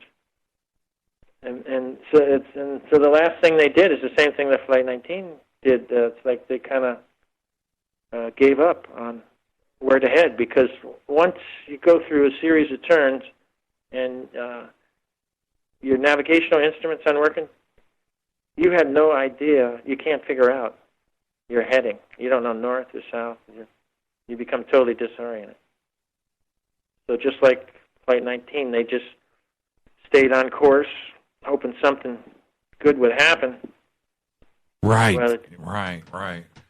up in the middle of an ocean. When you started to read the details in the news reports on 370, I mean, were you at an aha moment? Did you know what they were going through or what they went through? Well, yeah, I can sort of visualize it, yeah.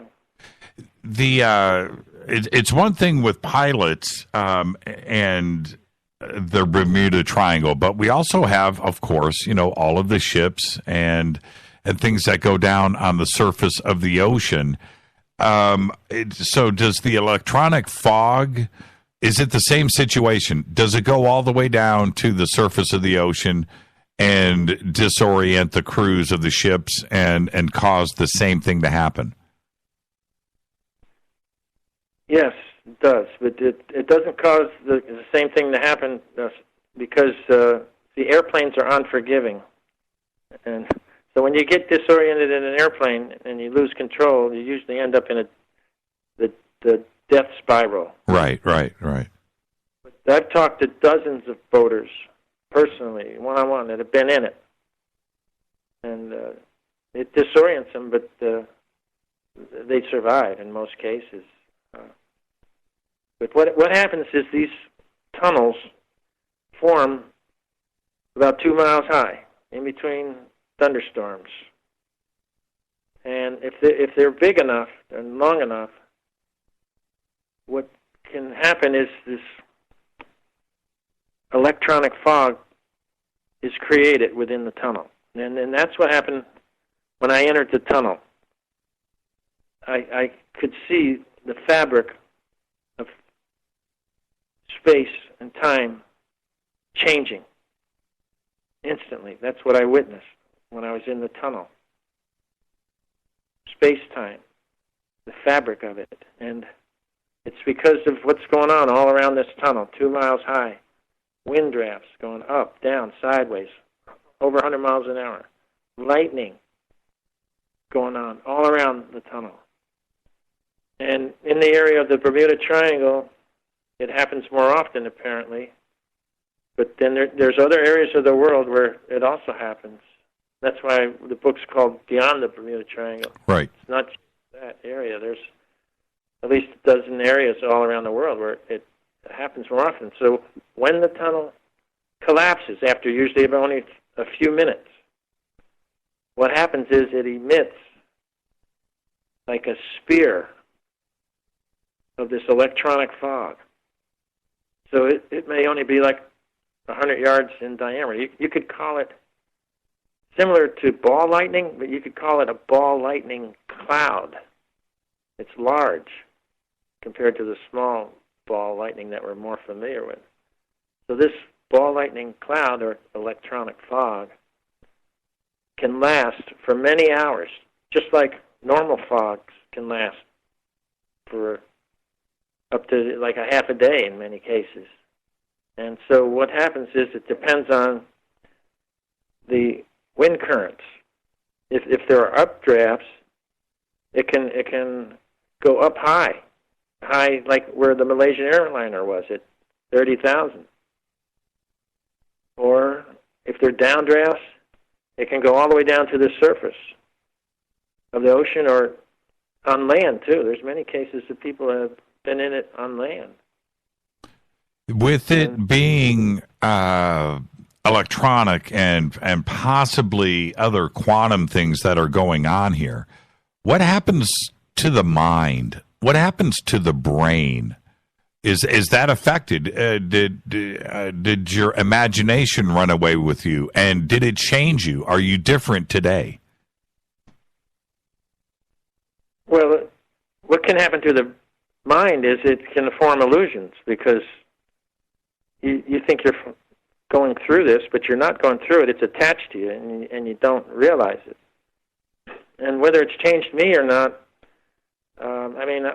it has, because I've been researching it almost 50 years. So that's made a difference in my thinking. You know, it's like I'm on a quest to tell the world what this is and trying to save lives, actually. It's like most pilots have no idea what electronic fog is. Well, yeah. Well, where did you and your dad eventually land? We landed at Palm Beach International after we made it over Miami. And another sort of unusual thing happened was that there was a huge thunderstorm in between Miami and Palm Beach over Fort Lauderdale.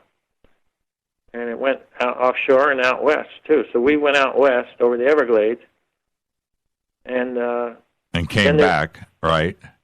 And then there was another storm over the middle of the Everglades, and these two storms were connecting. And they formed like a bridge between them, two of them, that I was able to fly under. I had to descend down to 500 feet to get underneath the bridge connecting the two storms together, which was like 600 feet high. And I had to go about 25 miles out west of the shore over the Everglades and then back to Palm Beach. So the actual flight distance was closer to 250 miles. See, direct it would be 210 miles, but it was 250 miles.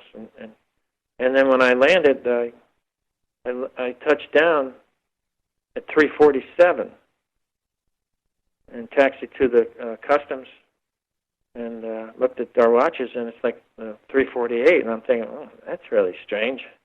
How can it be so early? Right. Yeah, because I'd made it flight many times before, and it always took about an hour and 20 minutes. So it's like I saved over 30 minutes in time on that flight. Now, I want to know, you and your dad, you get your feet on the ground, right? What are you guys saying to each other? And was he changed? No, we're just, I mean, it felt good to get our feet on the ground. Yeah, it was an exciting flight for sure.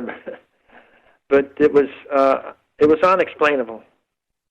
I didn't tell anybody about it for a year, just over a year. And what about your dad? Did he tell anybody about this experience? Well, after I had like a brainstorm when I watched Ivan Sanderson, his name was. Oh, yeah, I remember Ivan.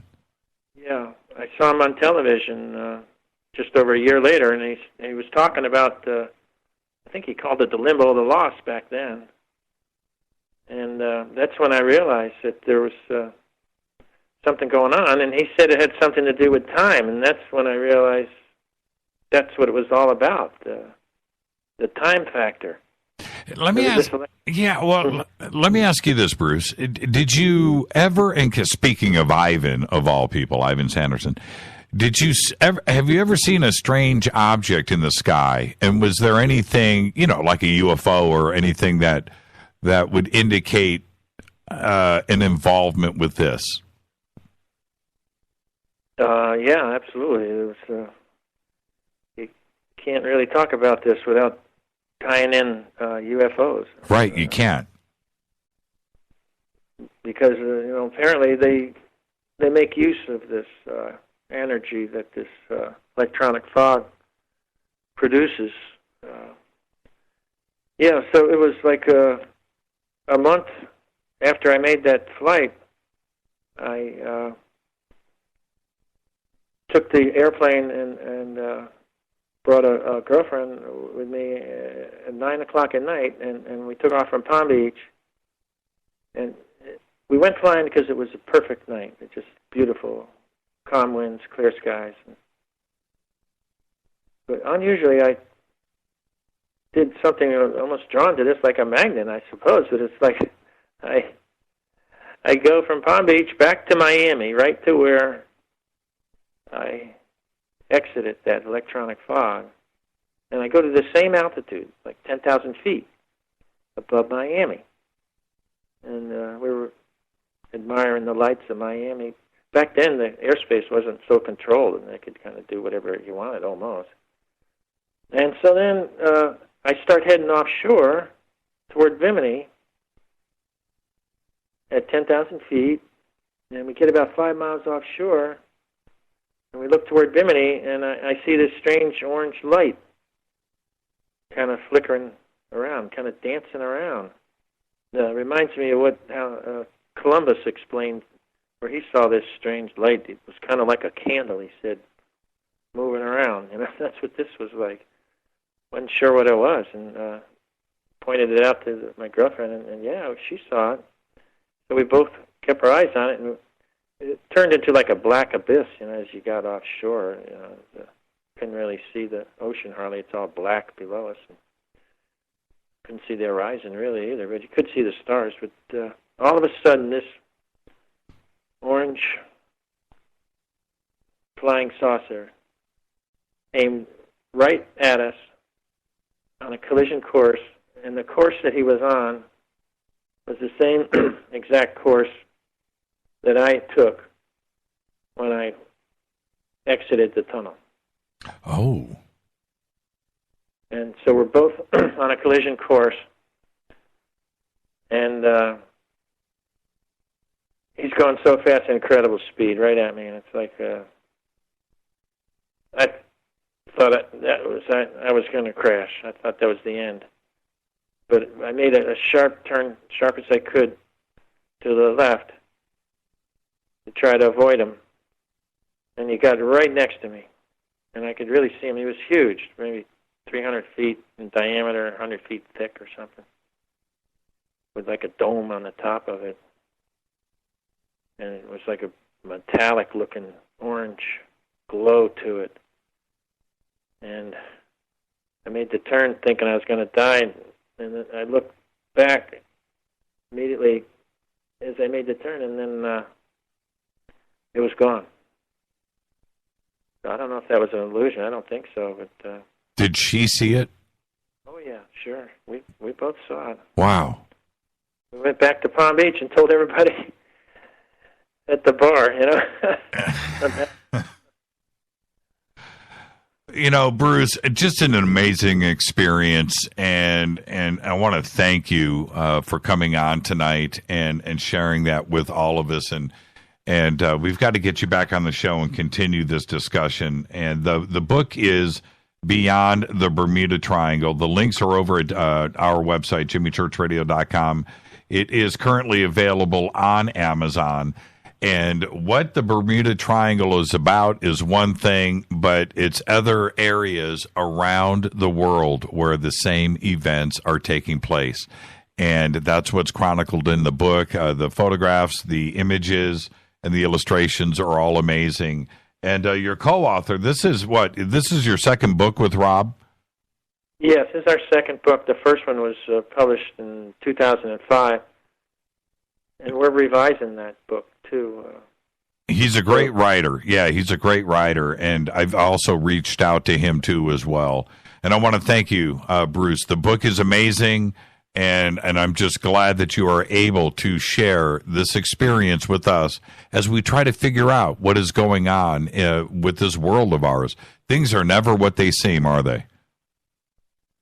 Well, there's definitely something to be discovered with the electronic fog. And it's important that we find out exactly how it works and then be able to know how to avoid it from killing people. Absolutely.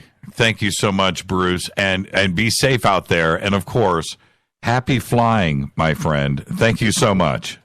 All right, Jimmy. Thanks. Thanks for having me on. Thank you, Bruce. Bruce Gernon. The book is Beyond the Bermuda Triangle. It is available on Amazon. This is Fade to Black. I'm your host, Jimmy Church. I'll be right back. I'm going to open up the phone line. Stay with us.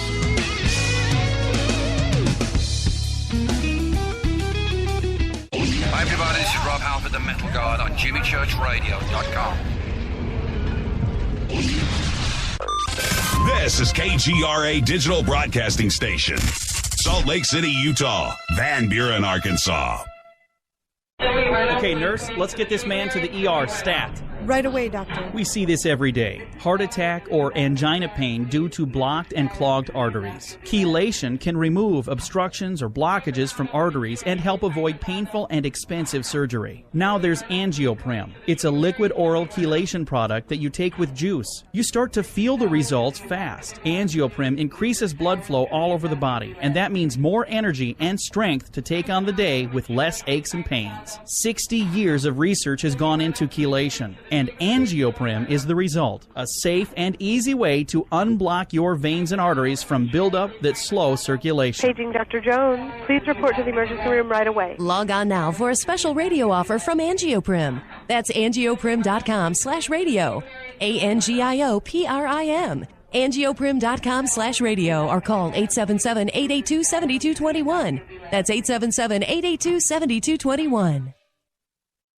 So, you love talk radio? Then you'll love TalkStreamLive.com. TalkStream Live is always on, 24/7, with the best streaming talk shows. Find your favorite talkers and discover some new ones. It's free, readily available online or on any smartphone or tablet. Finding your favorite talk shows all in one place has gotten a whole lot easier. Just go to TalkStreamLive.com. Be sure to download the free apps from Google Play or the iTunes App Store. Your contact for current news and trending topics. KGRAradio.com.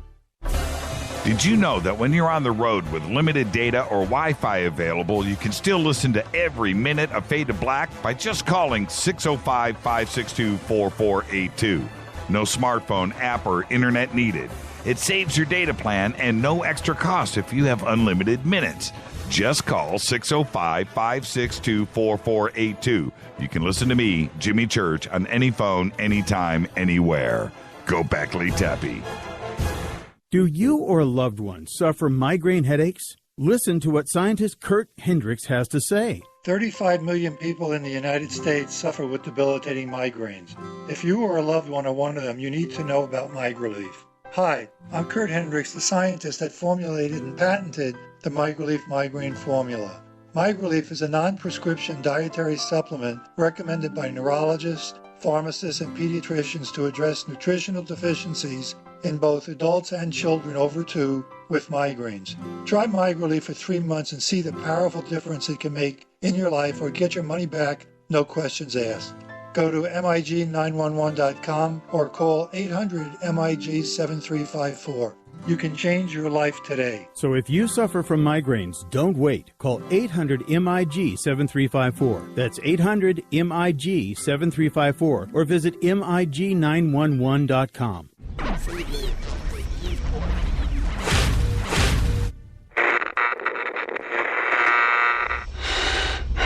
You want to know a secret? I love ponies. I really love ponies. I'm serious. I couldn't stay sane without ponies to brush. Why fade to black? Because you never got that pony, damn it. This is Fade to Black with Jimmy Church on the Game Changer Radio Network and KGRA, the Global Radio Alliance.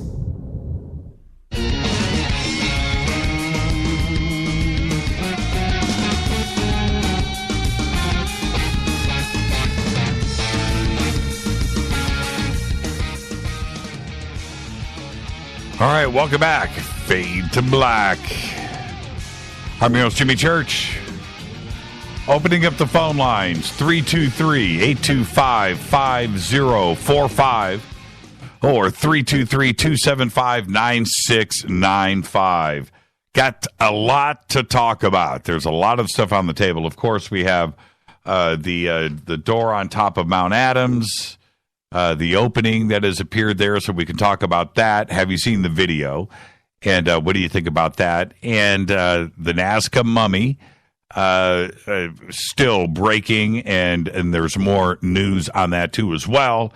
So we can talk about that. And of course, Bruce Gernon and the electronic fog in the Bermuda Triangle. We can talk about that. Keisha is in the news too as well. She was just recently on the Zach Zhang show, you know, young Zach, and she she tells this story about her in Joshua Tree, of all places, and this crazy UFO sighting. And her new album, she just released a single. It's called Praying. But this album is getting ready to get released. It's called Rainbow. And it looks like the subject is UFOs. And now she uses a lot of bad language in this, so I won't repeat that. But this is what she says. She says, I was in a Joshua Tree, totally sober. And she says, let me preface, completely blanking sober. It's not a big deal, but I think people would be thinking like she is on acid or something. I wasn't. I was on nothing. I was totally sober. Sally, just a lady in the desert. She's with Sally, and I look up in the sky, and there's a bunch of spaceships. And she says, I swear to God, there were like 5 to 7, and I don't know why I didn't try to take a picture of it. I just looked at it. I was sitting on a rock, and I was like, what the hell is that?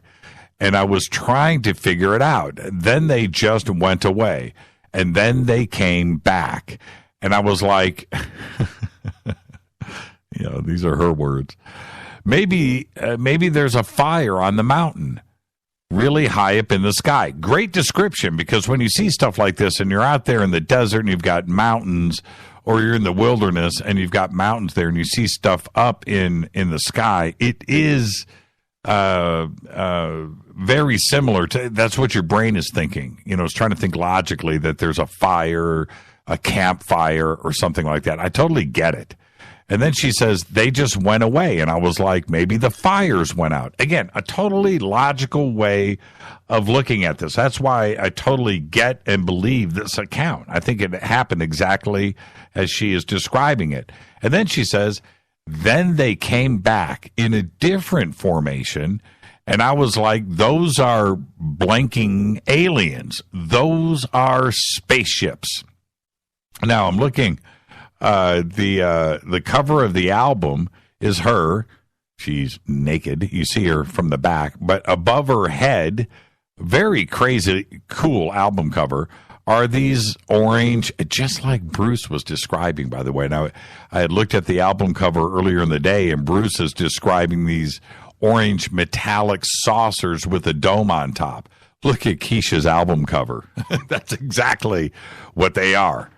They are round, orange, metallic flying saucers with domes on the top. So there you go. She's come out with this.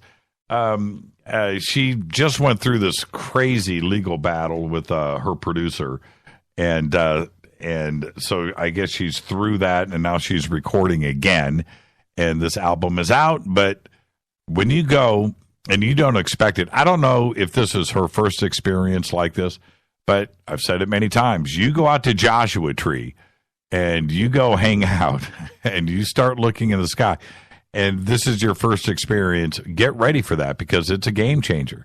It's a life-changing, life-altering experience. And she just went through it. And her description of the event, it's exactly what so many people, including myself, have gone through. And it reads like my own experiences or others, and it sounds like she went through the real deal. So there you go, Keisha out of the closet. This portion of our show is brought to you by Life Change Tea. Let's go to the banners right now over at jimmychurchradio.com. Click on the banners and use the promo code FADER, F-A-D-E-R, FADER. And you're going to get yourself some free shipping from Ronnie McMullen and everybody over at Life Change Tea. Got an email today from one of the Fadernauts that was listening to my oregano oil story, right? Which I told everybody yesterday. Here it is, oil of oregano. I've got a bottle of it right here. I'm holding it up to the camera. I actually have... I have 2 bottles of oil of oregano. And so anyway, they were telling us that they were laughing at the story because they went through the same thing. and she is a she. She said that she dropped a full dropper under the tongue of a friend of theirs. And the experience was exactly what I had gone through, and they were laughing about it. But it is really, really, it's potent, but it's also very effective. Oil of oregano. And then when I read about it and how it's done and how it's manufactured is it's just pure oregano.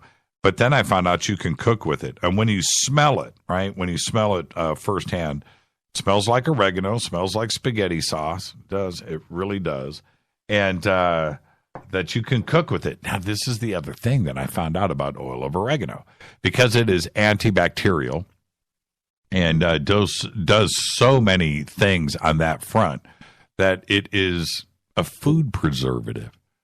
Yeah, that's why if you cook with this stuff and you cook with fresh oregano, your stuff stays fresher longer. Yeah, okay. I read it and I didn't know, but man, alive. Very cautious. I think 1 drop per gallon of water is how you need to ingest that. Okay. Anyway, where was I going with that? I was going somewhere. Oh, okay. Anyway, phone lines are open. 323-825-5045. Let me click and let me make sure. 323-825-5045. That phone bank is open. And let me click over here. Yes. 323-275-9695. All right. China. Okay, this came out as breaking news today, and it was a big deal. And it is a big deal, even though I find it a little bit misleading with the headline. And the headline is, first object teleported to Earth's orbit. Okay, so that's the headline. Now, let me be very clear here as to what happened. Chinese researchers teleported, and I'm doing air quotes, a photon from the Gobi Desert to a satellite orbiting 500 kilometers above the Earth's surface. This is achieved through quantum entanglement, my favorite words, right? A process where two particles react as one with no physical connection between them. This doesn't happen at light speed. It happens instantaneously at the same time. Now, Hook Professor of Experimental Physics at Oxford University, Ian Walmsley, spoke about this on how quantum entanglement works and how teleportation could be utilized. Check this out. It works. It's really communicating information in a way that harnesses quantum mechanics. So they have information in one photon that they have on Earth, and a second photon that is up in the satellite, and they're able to transfer the information from one to another. So it's not physically transporting the object, if you like. It's changing the information content in a way that allows you to replicate in space the same information that you had on Earth, rather transfer, I should say. So what are the potential uses for this, or is it just a scientific breakthrough? Well, it's certainly a scientific breakthrough, but there are a number of applications that use this protocol as a basic element, everything from secure long-distance communications through perhaps eventually using it as part of a cloud-based quantum computing network, for example. And how does it do that? Well, it allows you to send the information you want to communicate from one party to another in a way that is secure and can't be tapped into without you knowing about it. So there you go. And what scientifically, we have achieved something here, okay? And it has now been tested and proven and done. But how can it be utilized? We know that as he just referenced, and I've been talking about this a lot here on the show, is quantum computing.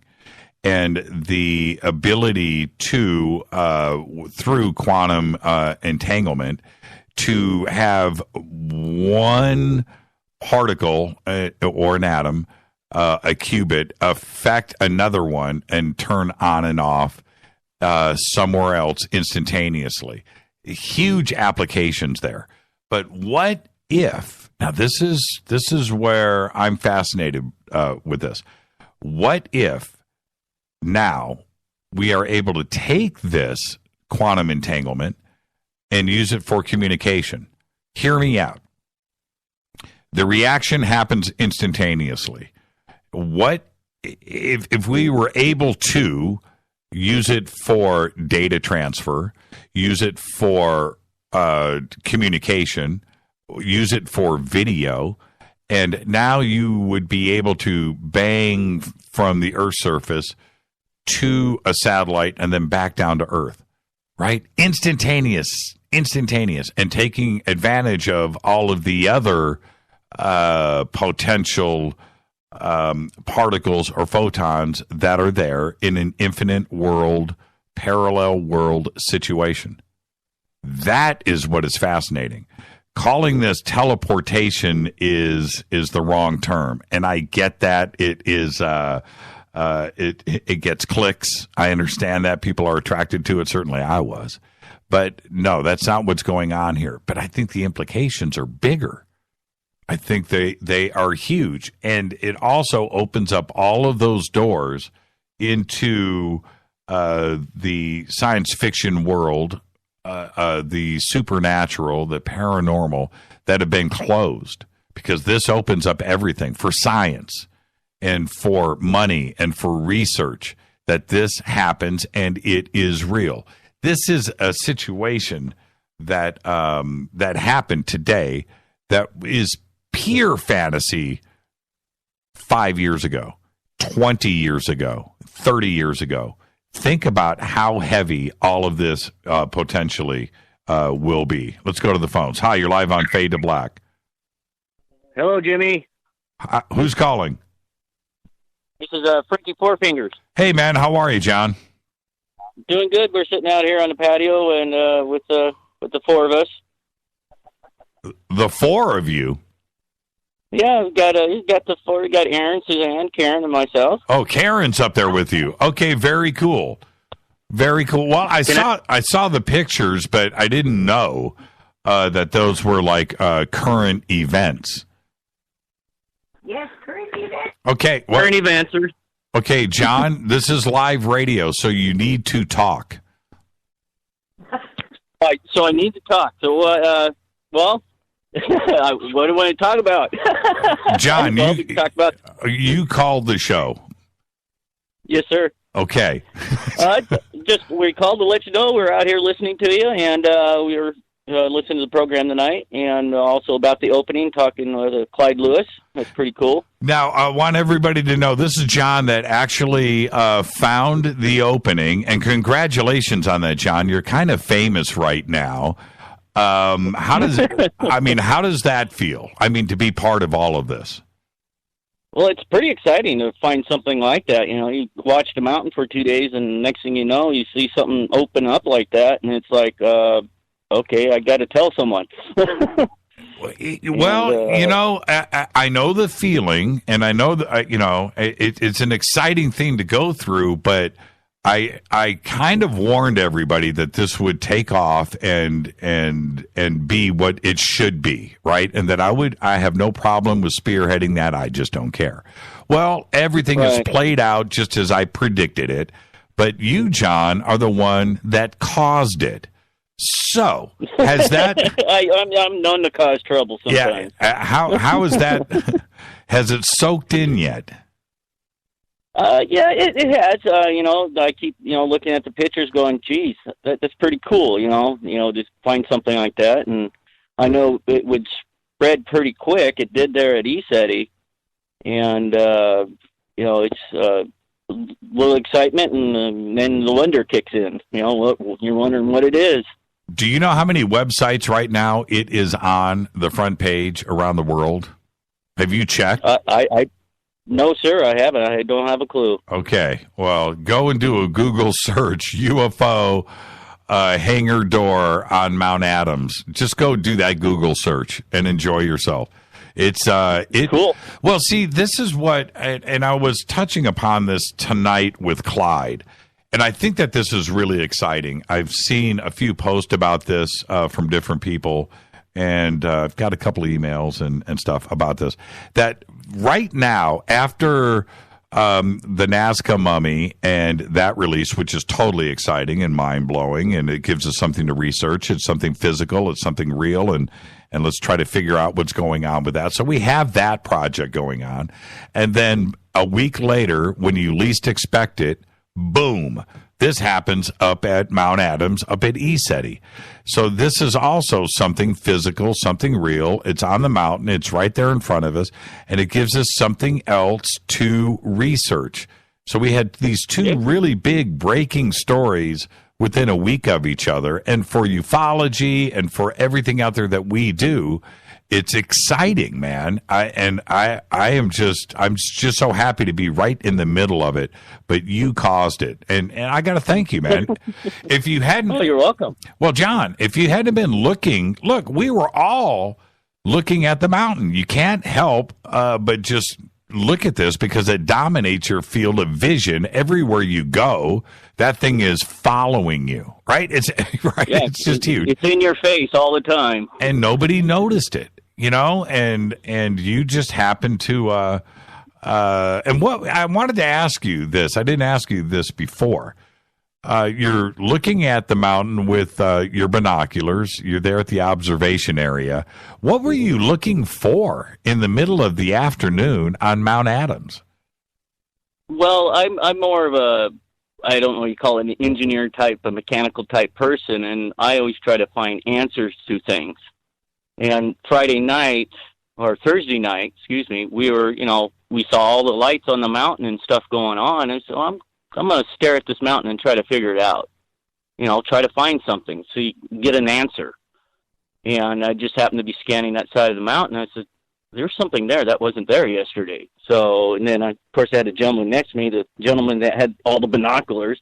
Hey, could you look up there? And he said, yeah, there's something there. And you just happened to walk up. And I said, hey, Jimmy, there's something up there. So, and it was like, you get a little bit of chills, a little bit thinking, whoa, there is actually something up there. The skeptics out there that are, a few have surfaced out of the tens of thousands and tens of thousands of people that have watched the video. I think the count right now, since we posted it, I'll tell you right now, check this out. We've been averaging, we're at 58,000. So we're still on 58,000 people have watched this video. It's 2,000 people an hour. That's cool, right? We just released, we released it 48 hours ago. So anyway, they are saying it's shadows. And you haven't shown us different days or different times of day. And I'm like, man, did you even watch the video? I showed 4 days of photographs from the day before to all the way through Monday when we left. Everything is there from shot in the morning to the last shot that I could take at night. And it's there. When somebody says it's a shadow, you watched this all day for 4 straight days. I watched it for that reason, to see what it was, and it didn't change in the shadows. You could see it even in the shadow. I mean, it was there. It was predominant. It was always there. It was always there, and there's nothing there to make a shadow around it. That's the first thing. The second thing is you could see the shadows on the mountain changing throughout the day. That never changed. Right, and that's what I was trying to try to say is, it never changed. It was always there. I mean, it was a different color, I guess you could say. It never shifted, and it was always in the same spot. Even as the shadows went over it from the mountain itself, it was still there. There was a opening.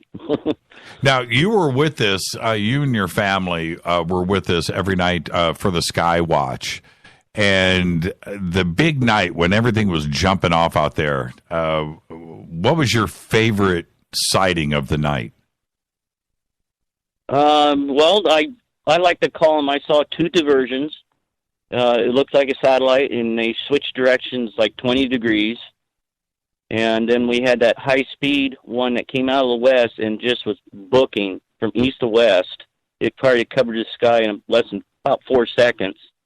And I try to describe it as, look at the fastest satellite or light that you see moving. It was going 4 to 5 times faster than that. Yeah, that thing was screaming. And it was going from east to west, so it was different.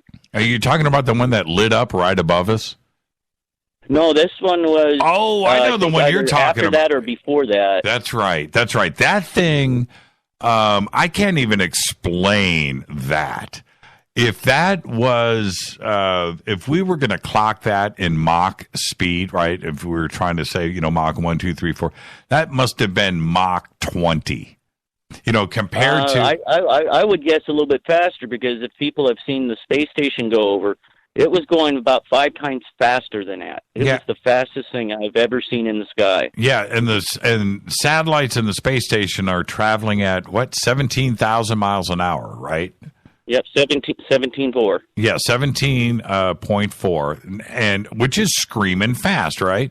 So that's what, that's Mach whatever. That's hauling. And we've all seen stuff travel like that in the sky with satellites and the ISS. This went across the sky. I can't even explain how fast it was. I mean, it went from horizon to horizon. We saw it, and then we saw it disappear in seconds. I mean, what travels? I guess it was about 4 to 5 seconds it covered the sky. Yeah. From horizon until it disappeared. It was booking. Now, if it was man-made, could it be one of those hypersonic, jet, rocket, ramjet experimental vehicles? But even those are, what, Mach 8 or something? They're in the lower Mach numbers. I mean, when the space shuttle when it used to be flying, it entered the atmosphere at Mach 24. If I've got my numbers right, but that's booking. And I would think this thing was doing a lot higher than that. Damn. Sorry, I don't even want to guess, because then I'd have to be proven again. Yeah, well, my favorite sighting of the night, even though the 30 blinker was pretty cool. The flasher was pretty cool. The one that flew over us and then lit up directly above us was pretty cool. But no, my favorite one was the object that was off to the west, up off of the horizon, that just lit up, and I thought it was a planet, and then just took off like a dragster. You remember that one? And it lit up. And I remember that. That was the brightest thing I have, from all the light-ups, power-ups I have seen. That was the brightest I have ever seen. And all the years I've been looking at the sky, that was the brightest I've ever seen something. And how, when you see something like that, because I've still been trying to resolve this, right? What could light up like that? I mean, what is the candle power? What is the voltage? What is the energy system behind that kind of... it's like burning magnesium right in your eyeball. I mean, what lights up like that? I have no idea. Even satellites don't have the power to do it, because they work on lower voltage I would guess they work on lower voltage to extend their battery life for the life of the satellite. So right. I have no idea what would cause that. I mean, it would cause it go bright. Yeah. I have my own theories, but I don't want to get into it. So, well, and what was funny is that it was stationary for a few seconds. It was just a star in the sky. Then it lit up and then just took off. It was like, what does that, man? That was a great night for sky watching. I mean, we had everything just come by and visit us for that 45-minute, 1 hour period. It was just too much. It was a busy night. It was pretty dang incredible. Well, John, say hi to Susan for me and knock one back with Karen, and I know you're going to. So you guys are doing, what was that? You guys are doing chocolate martinis? Chocolate martinis. My wife makes chocolate martinis, and she likes to share them.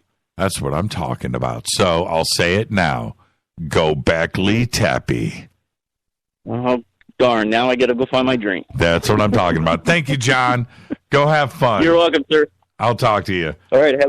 Have a good night. You too. That's John Esch. He's the guy, Frankie Four Fingers, that found the opening on the top of Mount Adams, man. How cool is that? He did, man. He found it. He's famous. I'm your host, Jimmy Church. This is Fade to Black. Phone lines are still open. 323-825-5045 or 323-275-9695. I'll be right back.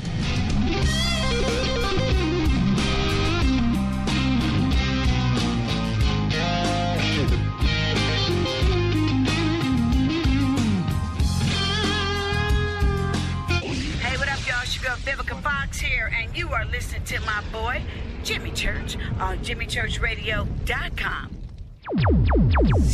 Despite popular opinion, reading a book will not make you smarter. But listening to Jimmy Church will. So you went to dinner last night, you had your favorite pasta. Ugh. Or maybe you had a heavy, spicy meal and it left you. Ugh. Get the tea.com. Maybe you mowed down a huge steak and your plumbing is all plugged. Ugh. Get the tea.com. Our super strength tea will take care of your occasional. Ugh. It's all organic and non-GMO. Get rid of. Ugh. We have so many great supplements, but our super tea is number one. GetTheT.com. That's GetTheT.com. So, you love talk radio? Then you'll love TalkStreamLive.com. TalkStream Live is always on, 24/7, with the best streaming talk shows. Find your favorite talkers and discover some new ones. It's free, readily available online or on mobile with any smartphone or tablet. Finding your favorite talk shows all in one place has gotten a whole lot easier. Just go to TalkStreamLive.com. Be sure to download the free apps from Google Play or the iTunes App Store. When you take the beans from Central America with dashes of Indonesian and African mixed in and then roast it to the dark side of Fade to Black, you create the ultimate brew of fringe. Introducing the Fade to Black blend from Rivermoon Coffee. Yes, Rivermoon's darkest customized roast was created for the love of Fade to Black. The alchemy of masterful roasting and smoking the beans is in every sip of this full-bodied, dark Java. I need my coffee dark, deep, with distinct bittersweet chocolate highlights, just like the bunker. Leaning further into the darkness of the roast is Fade to Black blend from Rivermoon Coffee. Just click on the banner at jimmychurchradio.com and use the promo code F2BBLEND for 15% off of your order today. Gobekli Tepe. What's up, Fadernauts? Studio Dome loves Fade to Black and the F2B audience so much that they have put together the ultimate stereo Bluetooth system. They've done it just for you. Man, check this out. The Studio Dome SBB2 stereo system is here. It's featuring two Studio Boombox 2 SBB2 wireless Bluetooth speakers, packed in its own custom hardshell case. This Studio Dome system features the very latest in stereo Bluetooth technology. The two full-range boomboxes are in true wireless stereo. You've got to hear this. It's amazing. It's just $129 and use the promo code JCRTWS and you'll also get free shipping. It's simple. Just go to jimmychurchradio.com, click on the Studio Dome banner. Gobekli Tepe.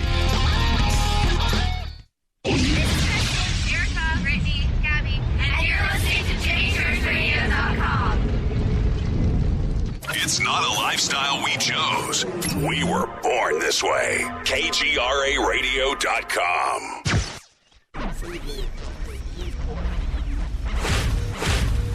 This is KJCR at JimmyChurchRadio.com.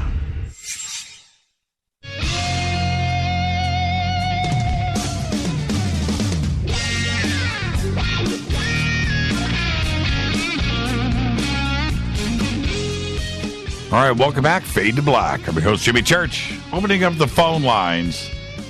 323-825-5045 or 323-275-9695. And, okay, before I get to the phones, a couple of things really quick. And, well, you know what? Here, I'm just going to do this. Stay with me, caller. Turn me down in the background. That we have not changed the rules of engagement. Turn that down. Relaxation of our attention to protect the innocent. We do. Turn that down, and I'll be right back to you because I saw it. I heard it. There is a reefer shortage right now. There's a lack of weed in Nevada. It's a state of emergency. That's right. There's a reefer shortage madness in Nevada where just after 1 week of recreational marijuana sales, and some things, my friends, you just can't make up. Not even me. That's right. Supplies have dried up. The governor has approved an emergency regulation to ease licensing to keep the new industry puffing along. When Nevada voters approved commercial sales of weed, the Mary Jane, the marijuana, to adults over 21 last November in a ballot measure, the joke was that everything would be emptied. And it was a joke. Everybody was joking about it. But instead, just 1 week after the law went into effect on July 1st, today is July 11th, they're out of weed. They can't keep up with customer demand. The problem is that none of the 7 applications from liquor distributors have been approved, leaving 47 dispensaries without reliable product transportation. Current law states that no other distributors than the ones in the wholesale alcohol industry can apply for the first 18 months of sales. Governor Brian Sandoval declared a state of emergency on Friday to expand what kinds of applicants can be approved to do the driving job. The department is set up to adopt the licensing rule changes as soon as 2 days from now on Thursday. One of the major reforms that the emergency regulation could produce is empowering the taxation department to make a determination of sufficiency, i.e., not I.G., i.e., not E.G., ergo, i.e., how many distributors the industry needs. The statement signed by the governor warns that inaction will result in many of these employees losing their jobs and will cause the industry to grind to a halt. The statement also estimated that well over 40,000 transactions were made during opening weekend of legalized recreational marijuana sales. The July 4th Independence Day weekend certainly propelled sales even further than many had anticipated. And even then, with the dispensary owners stocking up in advance, some fear they may have to close down their businesses. That's right. Breaking news here on Fade to Black. Let's go to the phone. You still didn't turn me down. Are you there? Okay, hold on for a second. Is that me? Hold on. Is that me? And I was complaining? Okay. Hi, who's calling? Brad Harris in the house. Hey, Brad. How are you? Happy birthday to Michelle. Hi, Jimmy. Hey, Michelle. How are you? We're awesome. Okay. We went to dinner, and we were just chomping at the bit to get back to listen to the show, because we're like, we can't listen to the show when there's a band, and, it's so rude. Yeah, I hear you guys. I thought that you'd be outside barbecuing. I know. That's my usual. I had to go to the other spot. She wanted to get on the cheese bar tonight, so we have to get some cheese going. Yeah, right on. That's cool. Okay, Brad, you called me. I gave my happy birthday. 29, right? She's 29. Unbelievable. Yeah. Thank you, Jimmy. Yeah, you got it, Michelle. Yeah, okay. She's rocking it, for sure. So I'm tripping on the cave coincidence. There's been a lot of, when there's population of UFO, I see a lot of caves in the area. Any kind of similarities, that you know of that? Well, there's that part of it, Brad, but there's the other part, which is Mount Adams is a volcano. And so the reports of volcanoes and UFOs going together, you know what I mean? It's normal, right? It's normal. And Hawaii, I think, has some good ones back in the day going on. Mexico, South America, Japan, right? Everywhere there's a volcano with activity, there's a UFO coming or going out of the top of it. So this isn't anything new, at least for us, right? We know about this. Yeah. But when so that answered my next question was active volcano matter. So that's awesome. There's got to be coalitions everywhere around the world. That's good. We can pinpoint more data and get a little bit more information. And what's the chances of doing the drone thing? I wasn't in earlier to hear about anything, but yeah, what do you think about that? Well, I do think that there is. Okay. The answer is yes. Let's just be very frank here. The answer is yes. The friggin' thing is right there, right? We know where it is. So, I mean, it's right there. So, I think it is going to cause a flood of people. This isn't like the Malibu base, which is, 2,000 feet underwater. There's no way to go investigate it. You saw what happened to Rob Lowe, right? Rob Lowe went out there with his TV show and his submersible, and it failed. Right? And that's a bummer. It's deep, man. It's deep. 2,000 feet is no joke. Okay? I keep saying this to everybody. You think you got to deal with the elements sometimes, and that's a son of a bitch. So the ocean is no joke. That's not going to be any joke either. You're getting up in the altitudes where if you even put some kind of drone up there with the wind changes over that crest and whatnot, it's going to be gnarly. Right. When we were up there, we were there for 4 nights, 5 days, but 4 nights. And 3 of the nights it was mild, right? But one of the nights it decided to get windy. And I'm here to tell you, man, that wind is no joke.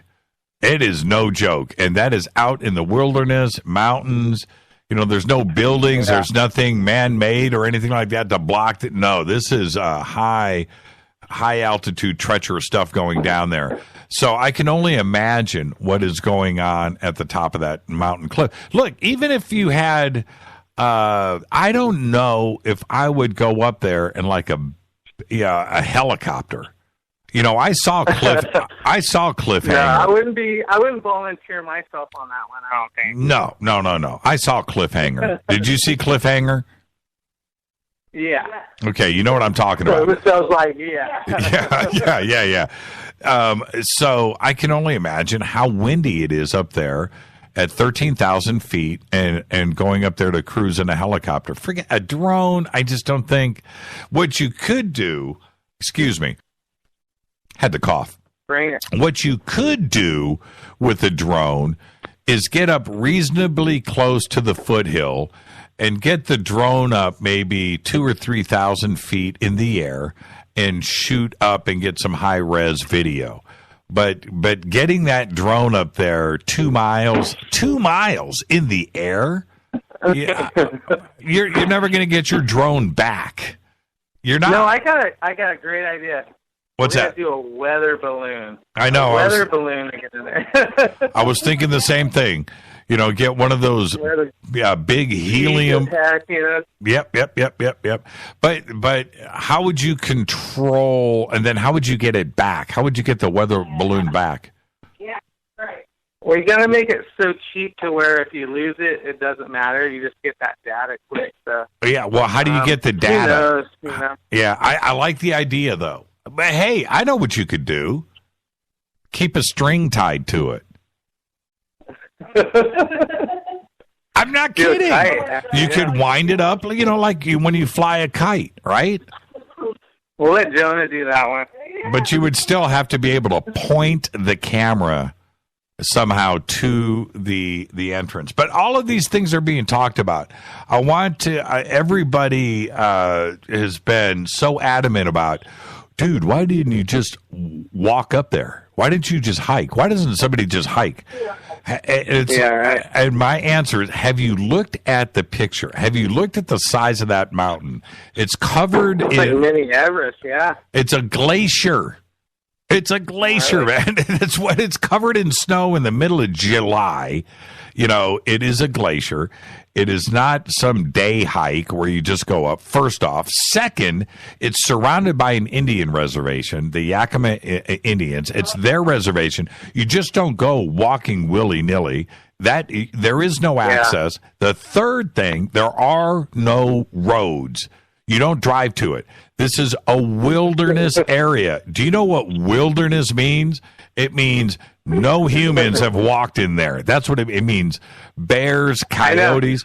You know, all over our hotel were these signs. Let me tell you, like, James probably just sits back and is like, okay, I've been here for 30 years. You guys figure it out. Right. I've been trying my whole life. Like, you can't do it. It's for you now. Yeah, Brad, you can't do it. And so we wake up from in the morning, the first morning before the discovery, and there are these signs outside of our door at the motel that it was grizzly bear warnings, right? And how to detect a grizzly bear.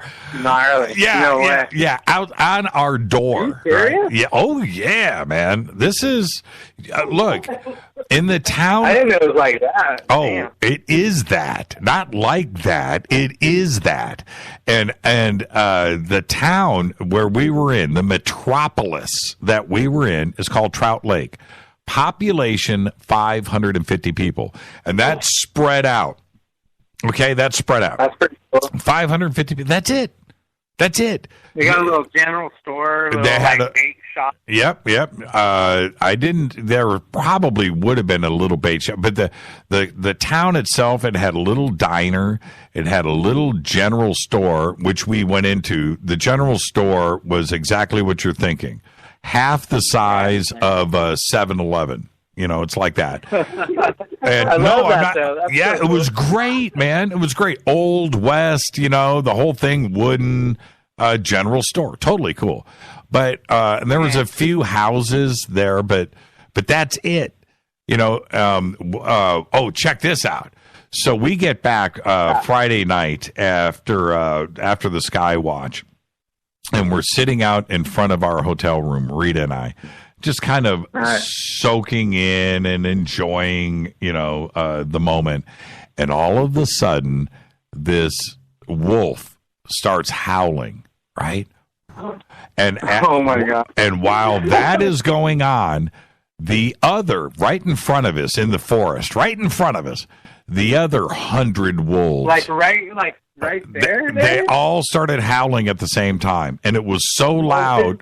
Brad, it was so loud you couldn't even. It was a choir. That's totally badass. Yeah, it was so cool. Anyway, they were right in front of. Somewhere in the darkness in front of us was a lot of stuff. So you want to go hike through that to go up? You have yourself at it, man. You go have a good time. Hey, those wolves are protecting your ass, dude. Bigfoot was out there kind of creeping on you, maybe. I don't know. Absolutely. All right, let me get to some more calls, Brad. Happy birthday, Michelle.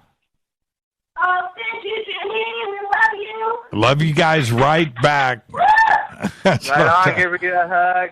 Keep it rocking, fear not. All right. Ow. All right, Brad.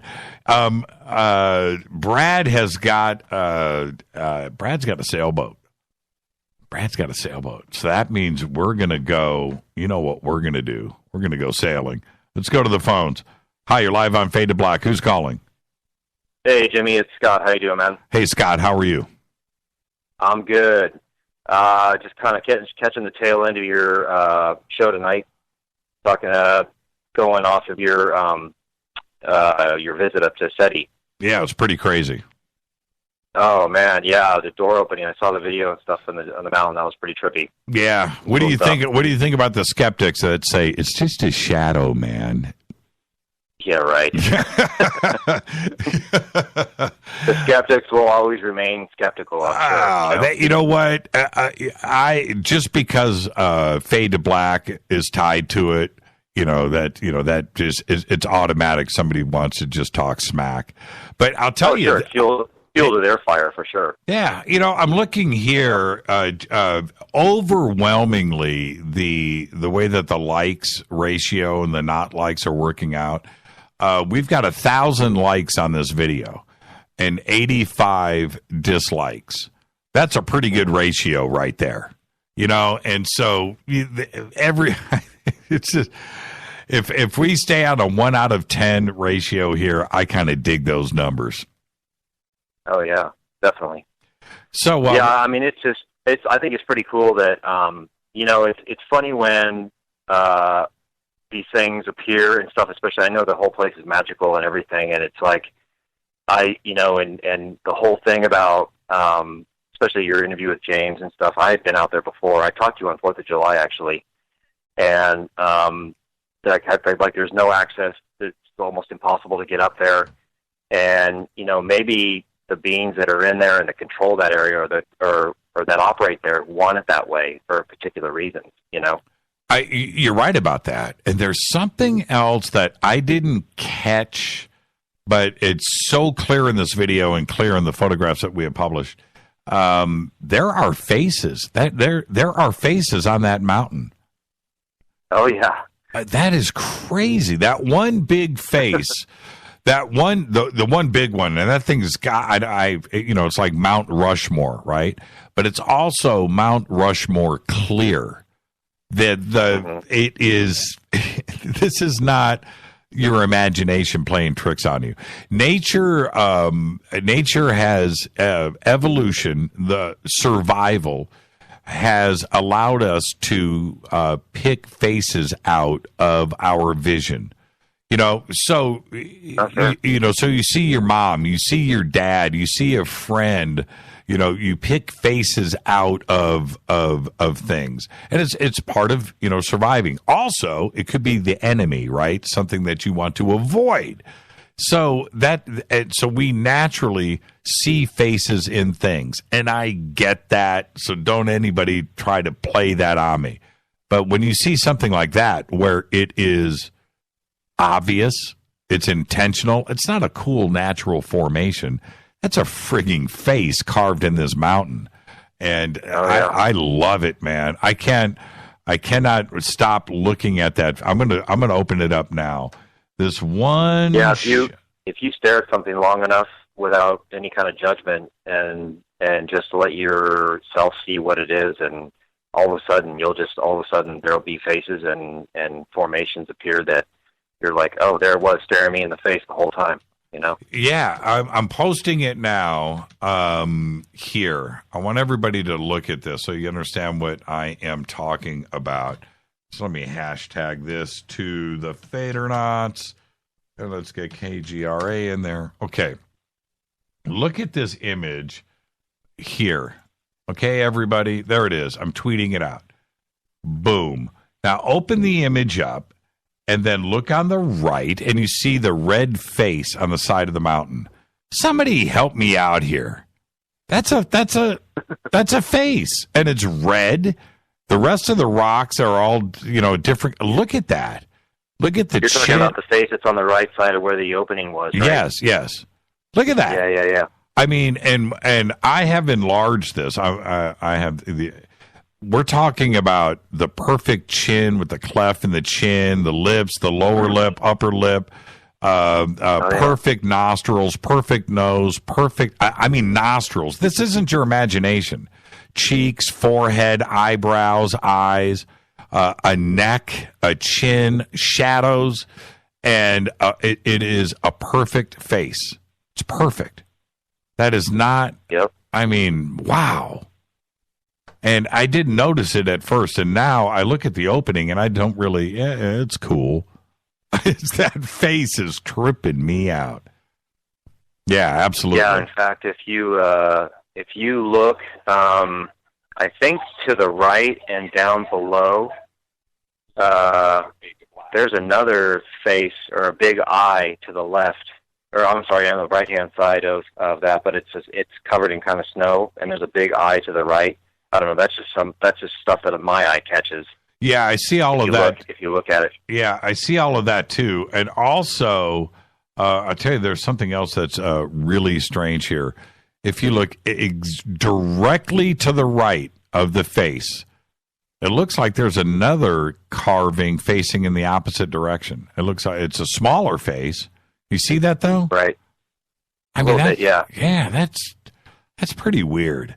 That one could be your imagination, but it's there for sure. But the big face, that big face that looks very, very, very intentional. That looks man-made. That looks artificial. I mean, I'm blowing it up here, and it's crazy. I've got. Oh, you mentioned something about a Buddha thing, right? A Buddha star. Yeah. There's a whole cluster. Statue? Yeah, and it's in a cave. It's to the right of this. And that's real too as well. I might have a picture of that. Hold on for a second. Let's see how far over I can go here. Man. Okay. I've got too many pictures. I've got way too many here to look at. Okay, yeah, but there is a little Buddha sitting. It's pretty cool. It's pretty amazing. Well, Scott, I'm going to roll out of here, brother. It's another end of another show. And all right, man. Hey, I'm thinking about taking a trip up there. My sister and brother-in-law have a place in Crescent Lake, which is on the southern central part of Oregon. And then I was thinking about maybe jamming up to ECETI for a camp out a night or two in August. I know you mentioned something about going back there as well, right? Yeah, we would like to. And I know that Clyde Lewis is going to be up there. But actually, I'm going to be over. So that last weekend of August just got kind of killed. I'm going to be over at Coast to Coast for the weekend. I think August 23rd and 24th, I think, are the dates. So that killed that. So I'm going to be over at Coast to Coast the last weekend in August, which is what we were shooting for to get up there. Clyde Lewis is going to be at ECETI that weekend, though.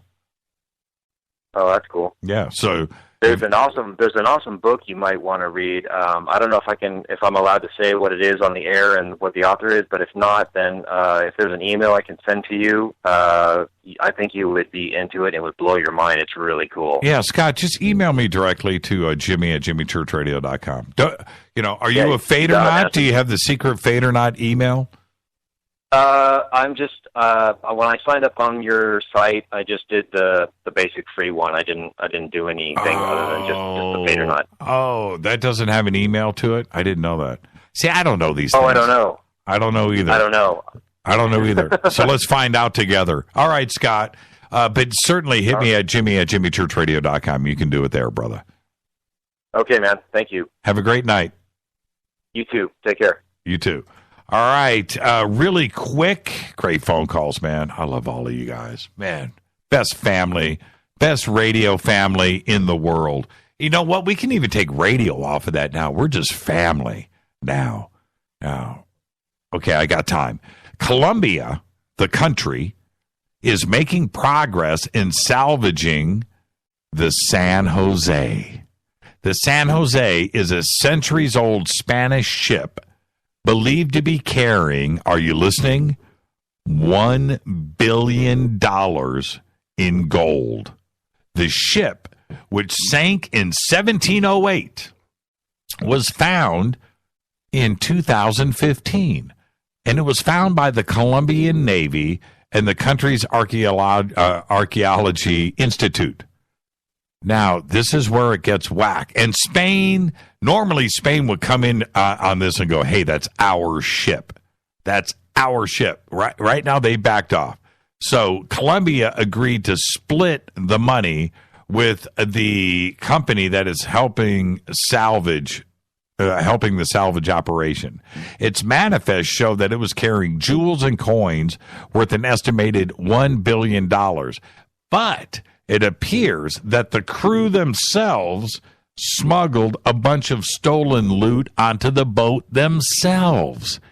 It's a crazy story, and it's happening right now in real time. This is a treasure hunt, but the real kind, because they already found the boat.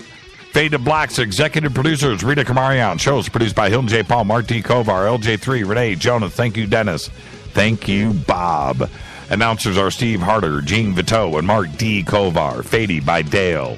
Webmaster is Drew, the Geek. Music, Doug Aldrich. Intro, Spaceboy.